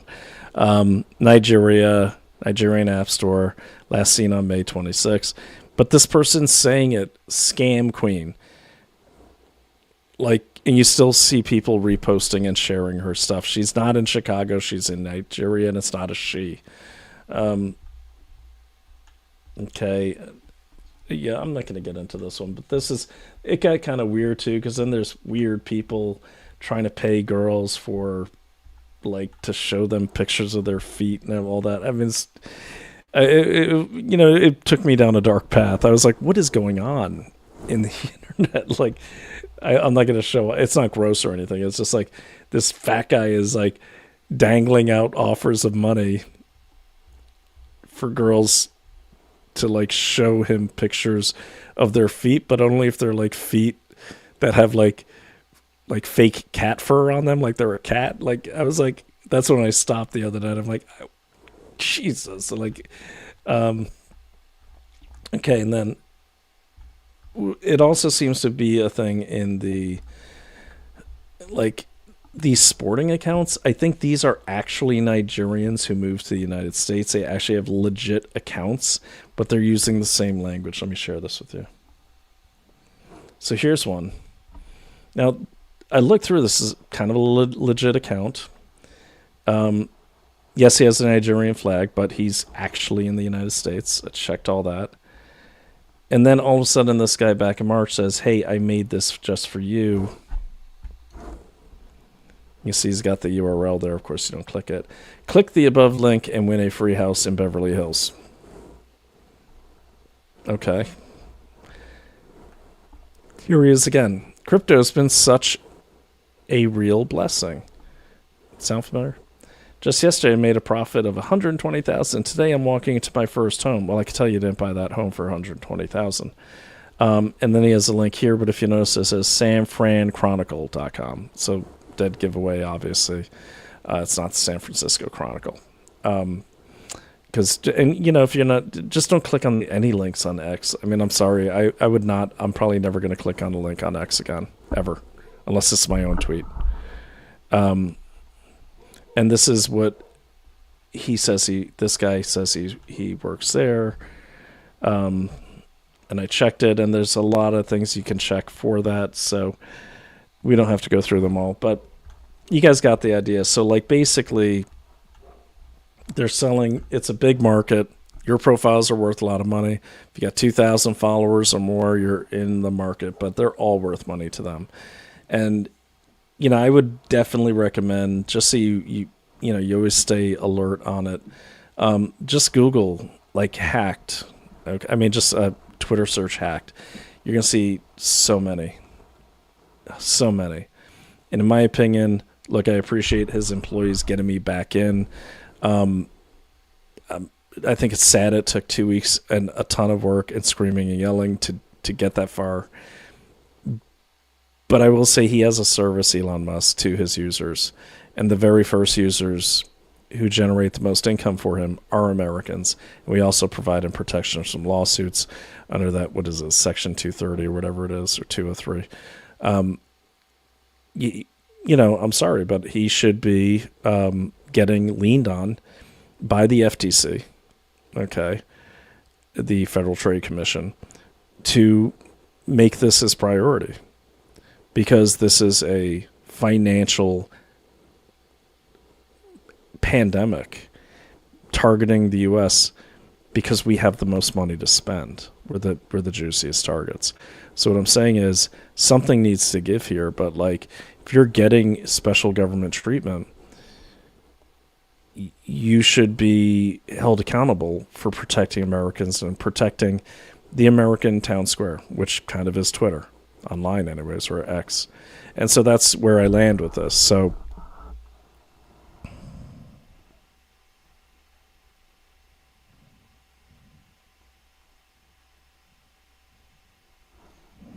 oh my gosh, just so sorry, I'm reading this. She worked off.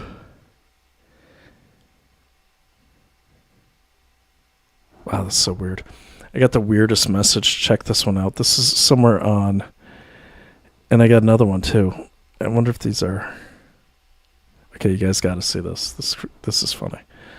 We'll say NYC account. So I'm reading the comments that came in during the show, but it's quite hilarious. But I don't know. I got to shut off that tracking thing. It's driving me crazy. There we go. Hold on just a second. I got to kill that tracking. Okay. No tracking. There we go. All right. Sorry, the camera kept moving because it's followed me around. I think it's...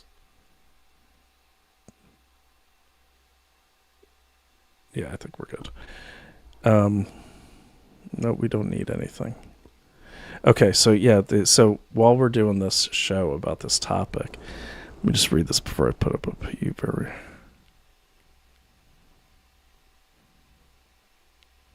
Oh no, I'm sorry, that's a friend of mine. I can hear the sound like Bezro. This, I'm not putting it up in case it's gross, but this comment is saying, this is old. Yeah, freaking try your wife's Scorpio possessive. Need. She is happy. Move on. Better deal. Okay, this is funny. So I don't know who this person is, but I'll just read it to you because it's bizarre and weird. And, you know, my audience, feel free to. So I can hear sound like Bizarro. This is old, ye African. Try your wife, Scorpio. Possessive, needy. She is happy. Move on. Better deal, husband. She missed Ted Turner. She worked for Musk as Klein. You only Pentagon. Nor rich women. No men.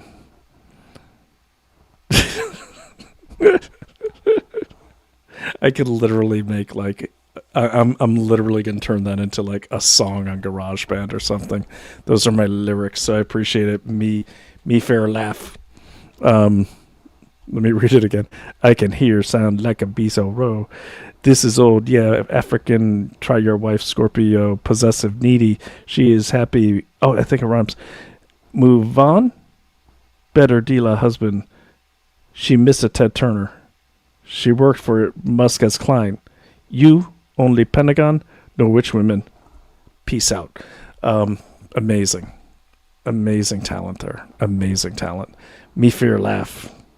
Keep it coming. That's great stuff. I'm going to subscribe to your channel. Hold on. I need to just copy that one because I'm serious. I'm going to turn it into a song on GarageBand. I love it. Love it. Hey, me fair laugh. What should I call it? I like sound like a Bizarro. All right. Enough of that. Thanks. Not bad, right? I mean, I don't have any rhythm, but that thing provided the rhythm in the syllables. So, you know, can't complain. And K-Wing Calendar, I see you there. Welcome, and I'm glad you tuned in. So, guys, look, I will get this up. You got my Substack down there, but first, before I go, I wanted to, if you are getting old like me, I do have some sponsors that I need to talk to you about. So let me just stop that screen and put one up, taking you down, PT Moon. Okay. And I usually do the sponsors at the end or the beginning, but because it's late, I thought this is an appropriate time. So, okay, let me put up the banner here. Okay. Let me start with, so new sponsor we have is My Primal Life. Okay, and let me just call up, I made a little, I hope they like this, but I made them a little kind of stick up here. Let me show you, just so you know what I'm talking about. But really interesting company. So we get, I was told to like, hey, we have this sponsor. They want you to mention them on the show, and I always look at like the sponsor they want me to mention. And I got to say, like, this one very, very, very interesting. So what this is, it's like this advanced nerve support, and it's all these different. There's a whole story behind it, and apparently this is the thing that I like about this company. Is all of this stuff, like all of this is not like new research. Like if you go to Primal Labs, you're going to see the whole story of it. Okay. It's like some discovery made in 1860 that what happens is at the national health level or like the NIH and stuff, there's so many things that they just don't tell you about, that are there. And my wife found this out when she went to, we got to Brooklyn. She's going to all these like Caribbean like medicine pharmacies and stuff, getting these certain roots or cola nuts, or I actually have one called Tiger Nuts that gives you tons of energy. But the point is like she started looking all these things up, and they're on NIH's website as having medical value. And I'm like, why don't they just tell us this? I mean, you've probably heard the headlines by now. RFK's pharma audit team has been digging into some uncomfortable questions about common medications, including claims around Tylenol in neurological development. Now, regardless of where you land on that debate, here's the part that's kind of what I'm talking about. Here's where I land on the debate.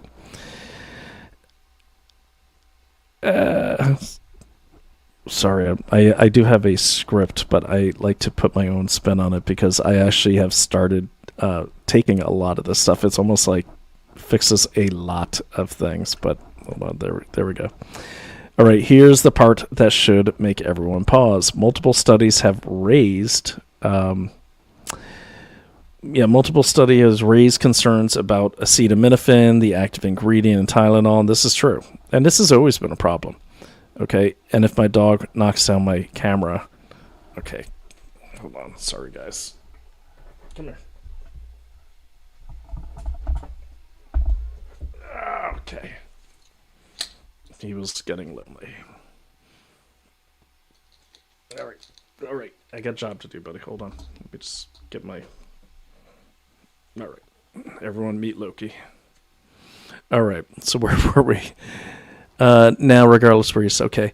Multiple studies have raised concerns about acetaminophen, the active ingredient. And this is true since we were kids. Glutathione is your body's Glutathione is your body's master antioxidant. It protects your cells, your brain, and your nervous system from damage.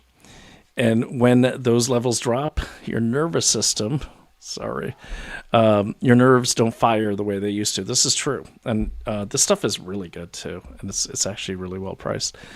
We get free samples, but then if it's good because if I like it, I continue on with it, kind of like the wellness company and their buffalo pills. I still buy those even after the free samples.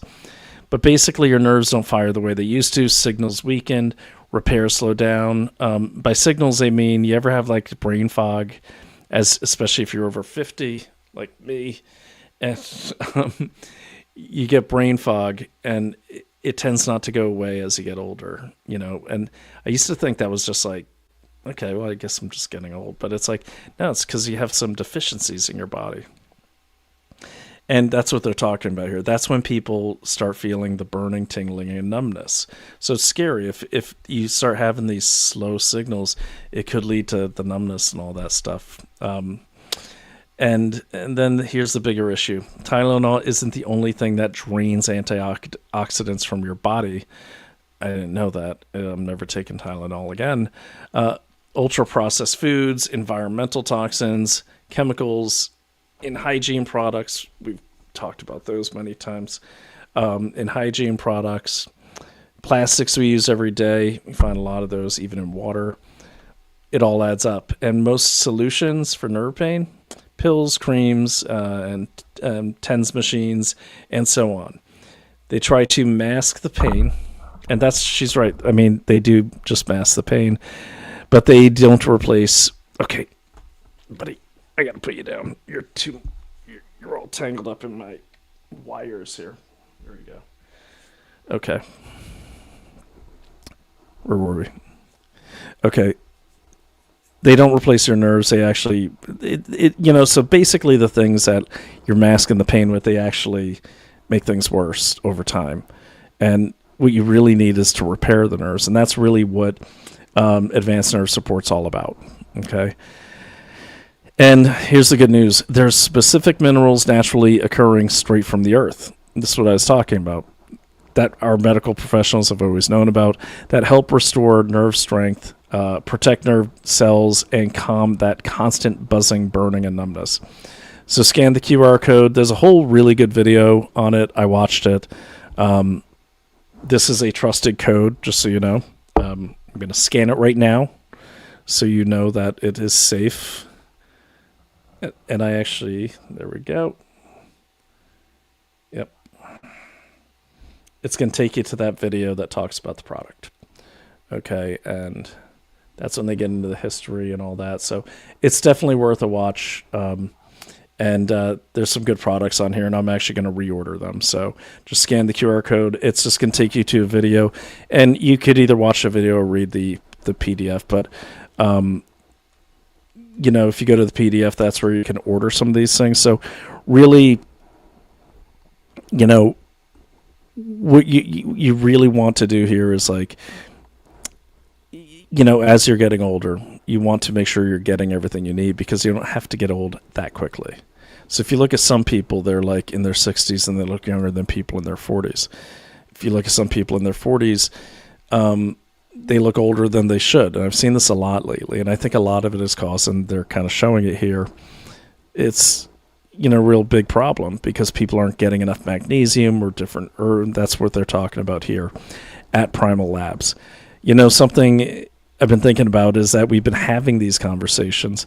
It's just not, this is a testimony, it's just not what's happening in our institutions or in the economy, but what people actually do with that awareness. And a lot of people can see what's going on, and so that's it. So basically they get, they're looking at the economy, they're looking at their health. The economy looks bad, so they feel bad, and then they make bad decisions because then they're depressed.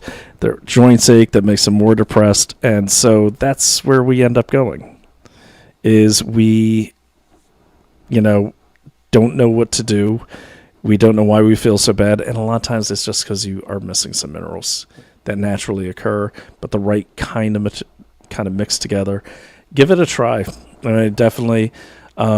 I'm kind of doing a 30-day experiment with it, and so far, 10 days in, it's pretty awesome. Like, I'm sleeping better, I'm feeling better, I'm moving better, and I have more energy to move and to actually go to the gym and stuff like that. So this is any age group, but you can never start too soon. But it's important. You got to feed that brain, you got to feed that body, and the body feeds the brain. And it's things like Primal Labs that kind of are the taxi cabs to get the right things to the right places at the right time and keep them coming. So check it out, and you can go to their slogan is "It's miracle grow for your nerves," because as your nerves get old, they kind of shrivel and you get the synapse or whatever that is, and the further that gets away, the slower things go, and this kind of makes them grow and connect. So go to myprimal.life, investigate nerve to find out exactly what's going on, or just scan that barcode, the QR code right there. Check it out. Tell me what you think, and I'd love to hear your feedback on that. And then there's that one. And then, of course, one of our most long-standing sponsors. Love these guys. They're great. I know a lot of them. I know the CEO. Full transparency. He's a great guy. And let me put them up because I made them one too. I made these things for them.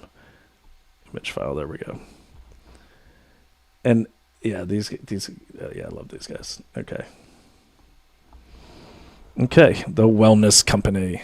See, hopefully that is a good. Well, I tested that one too. I'll try it here. Wellness Company. They've been sponsor for a long time. I cannot say enough about this company. They're great. They're awesome. Love everything about them. And here's why I like the Wellness Company is I've never, even before I knew them, okay, and the way I met some of them is my wife interviewed a few of them. They were kind of one of the first companies to get out there and provide things to, especially conservatives who are not even able to go to doctors during COVID because we weren't vaccinated, a lot of us. So got them on the bottom there. So the thing is, the Wellness Company has everything. And they have great customer service. Just go to their site. They have,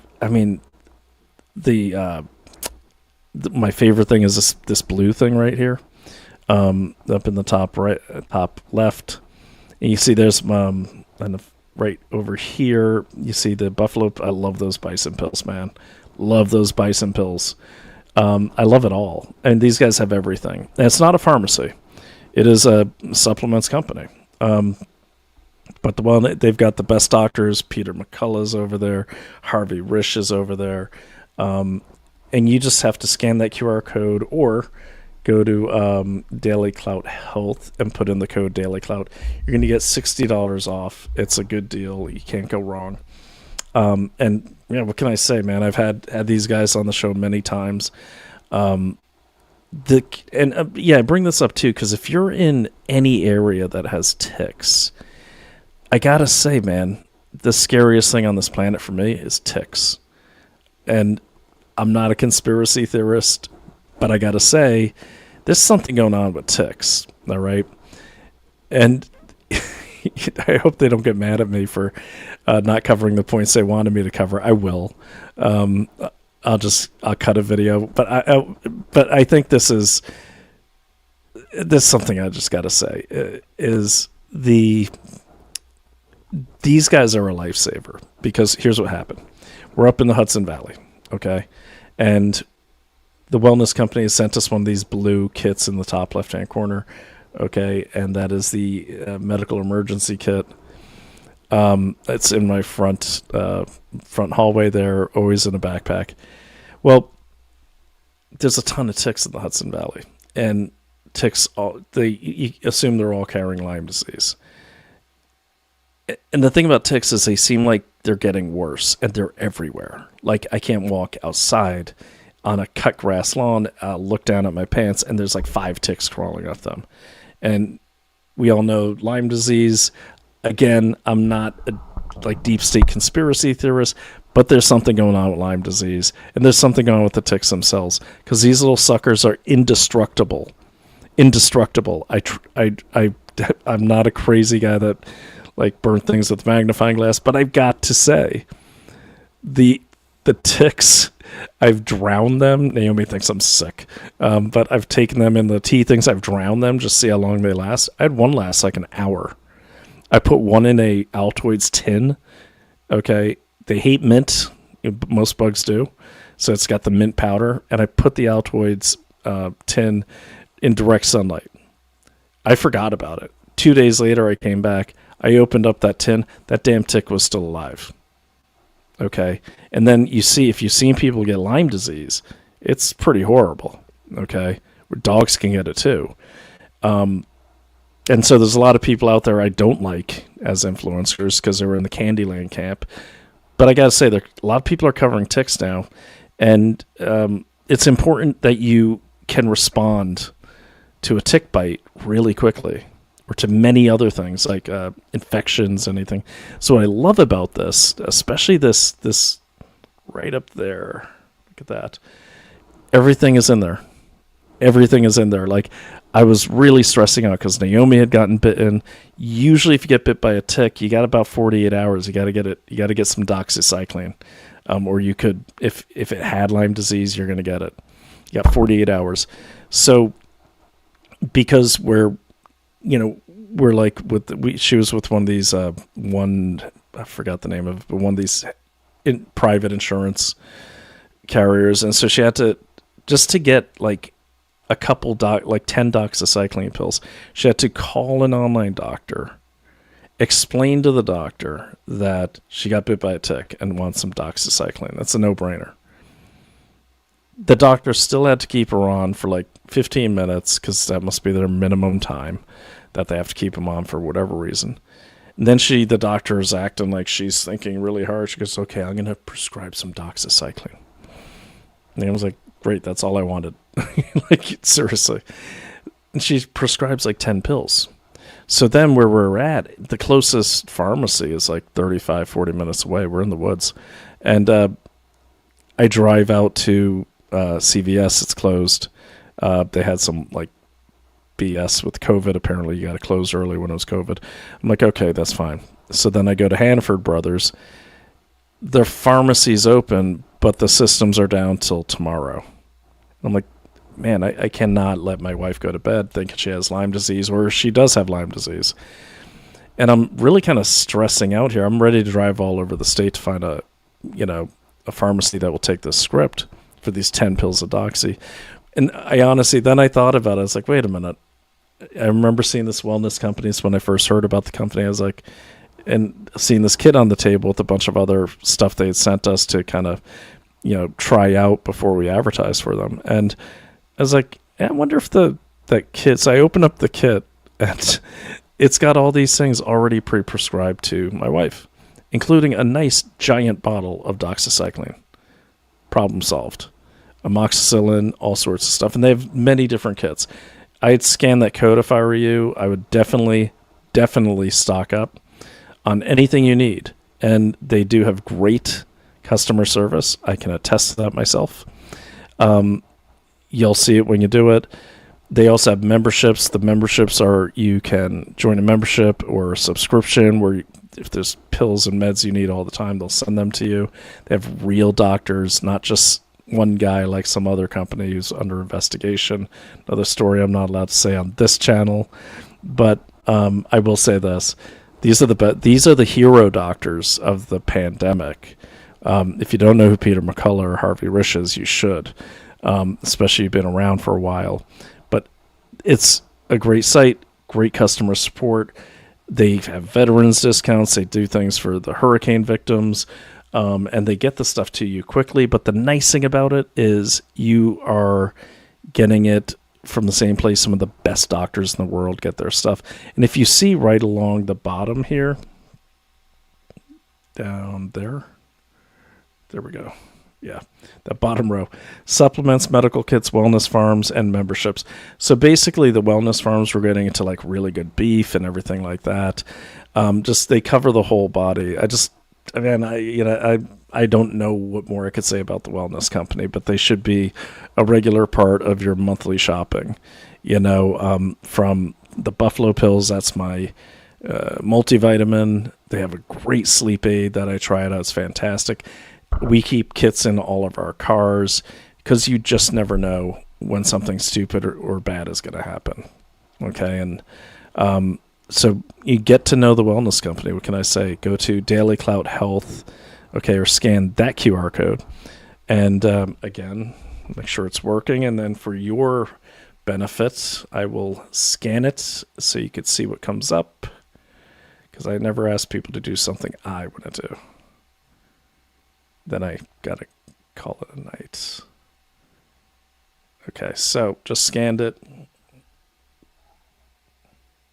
And just waited for my phone to catch up. Got to turn on my Wi-Fi. Now that one's scanning slowly. Let me do it again. Sorry guys, that's not the wellness company. That's my phone acting up.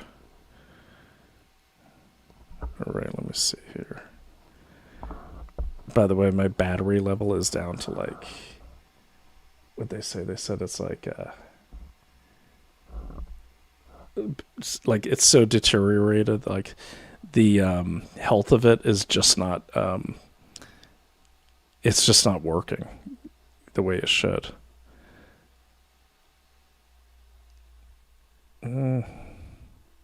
So anyways, that is the thing. Let me just get there. That is it.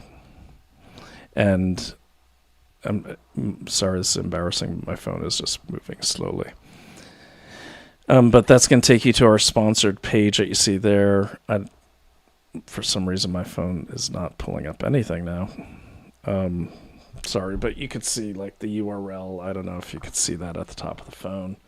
It's going to pull up the TWC site, or it's going to pull up the Daily Clout Health. Daily Clout Health redirects to twc.health, but that is the site. And let me know if that QR code doesn't work for you. Let me know, and I'll kind of rebuild a new one. I made that myself. They didn't make that. It might be too dim, maybe. But yeah, Daily Clout Health. So Daily Clout Health, and don't forget the our other sponsor here, Primal Labs. Okay, there's your other QR code. So if you're getting achy and thinking slow, definitely you want to like kind of be a Superman again, Primal Labs. And then if you want to maintain it, of course, and keep it safe, then you go to TWC. That's why these two complement each other beautifully. All right, so there we are. So guys, what we learned tonight? Well, we learned that Nigerians should be banned from profit sharing on any app that is targeting Americans, because they're stealing our stuff to get our money with it. And we also learned not to do stupid things like ignore our instincts when our friend Albert is acting strange. I should have called that up. And here's the other thing. We have to be very diligent and check everything. Check every follower. Don't just follow people back. Okay? Don't just follow people back. Check them the same way you would check someone if you were just going to follow them.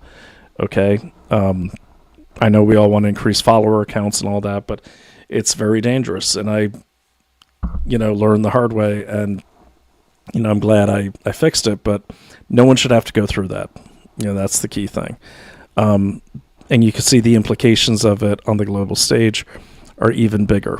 So that's why I'm saying don't take it for granted. Treat it like you would treat a gun or a car or anything. Treat X and all your accounts with, be careful with them, because they can really wreck your life. And just silo everything. Like, you don't need to connect everything. Don't log into X via Google. Just log in. Okay? Don't have silos around everything. Have a different email account for each social media account. That's what I've started doing now, and that's what every security expert has always recommended. It's called siloing. Only have a specific credit card that you use online. Make it be a secured card, so it can only go so far. Don't use your main bank account card online. You see what I mean? If they're swimming upstream, and you saw from my paper, that's what they do. They get in and they migrate up and around. That's a great way to stop them from doing that. Okay, it's a great way to stop them from doing that, because if they can't get anywhere, they're going to lose. If they get your account, they get your account. But if there's nothing attached to it and they're not making any money off it, yeah, it's still worth it to someone to steal it, but it won't cause you as much damage. And so that's, what I hope all of you will do. Let's make the environment for these hackers hard. Okay. And also, if you want to join in what I'm doing, just watch my Twitter account and you'll see I'm literally reporting every single one of them. Okay. If they're lying about their, if they're lying about where they're at, if they're saying New York and they're in Nigeria, I report them. If they're passing crypto scams, I report them. If they're Coach Hannah Ray, I report them. If they're following, any of them, I'm reporting them all. Because we just have to make it a hard, slow-go area for hackers. It can't be easy. Set up your two-factor authentication, too, and check your account, and change your password, and check your bank account every day, and look for small transactions. There's a million things you can do, but in the meantime, be vigilant and take care of each other. So when you see a friend of yours following what you know is a scam account, let them know right away and report and block that scammer as much as you can. Okay, so, the Nigerian prince is all grown up and he's everywhere. So make sure you stop him or make it hard for him to move. So with that, guys, that was my experience getting hacked. I know it was a long one, but it's been a while. I'm alone with the dog, so you're my friends tonight. And I appreciate you coming here. I will have this up on Substack, so check it out.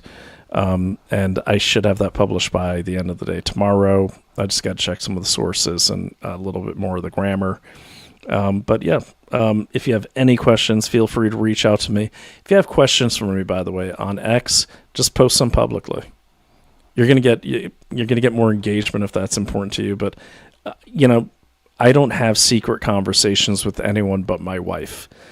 So anyone that DMs me, it's not a secret. I'm not going to expose it, but I'm not going to respond because I'm not using DMs anymore. So if you have a question for me, just reply to a tweet or just post a tweet with me in it. I will respond to it.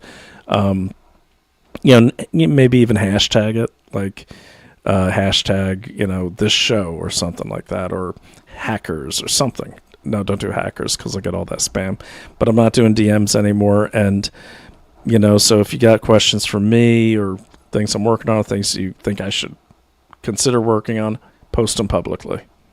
Okay? Because, really, what's the big secret? I don't have exclusivity with anyone except for one person. And that's it. So I appreciate you all. Thank you so much for coming out. This has been Brian O'Shea with Investigate Everything. And boy, oh boy, is it late. So I'll see you all soon. Talk to you. Oh, wait, one more comment. Hello, because I put everyone on. Move on and pen tag. Right on. Hello. Nothing is secret. Yeah, exactly. Nothing is secret. Nothing's secret, almost anywhere anymore on the phone, whatever. So keep it there, and thanks for joining us. I'm hopping off. It's late. This has been a good talk with all of you, and I appreciate you all. Okay, and stay safe out there, and don't click on anything. All right, talk to you later. Bye.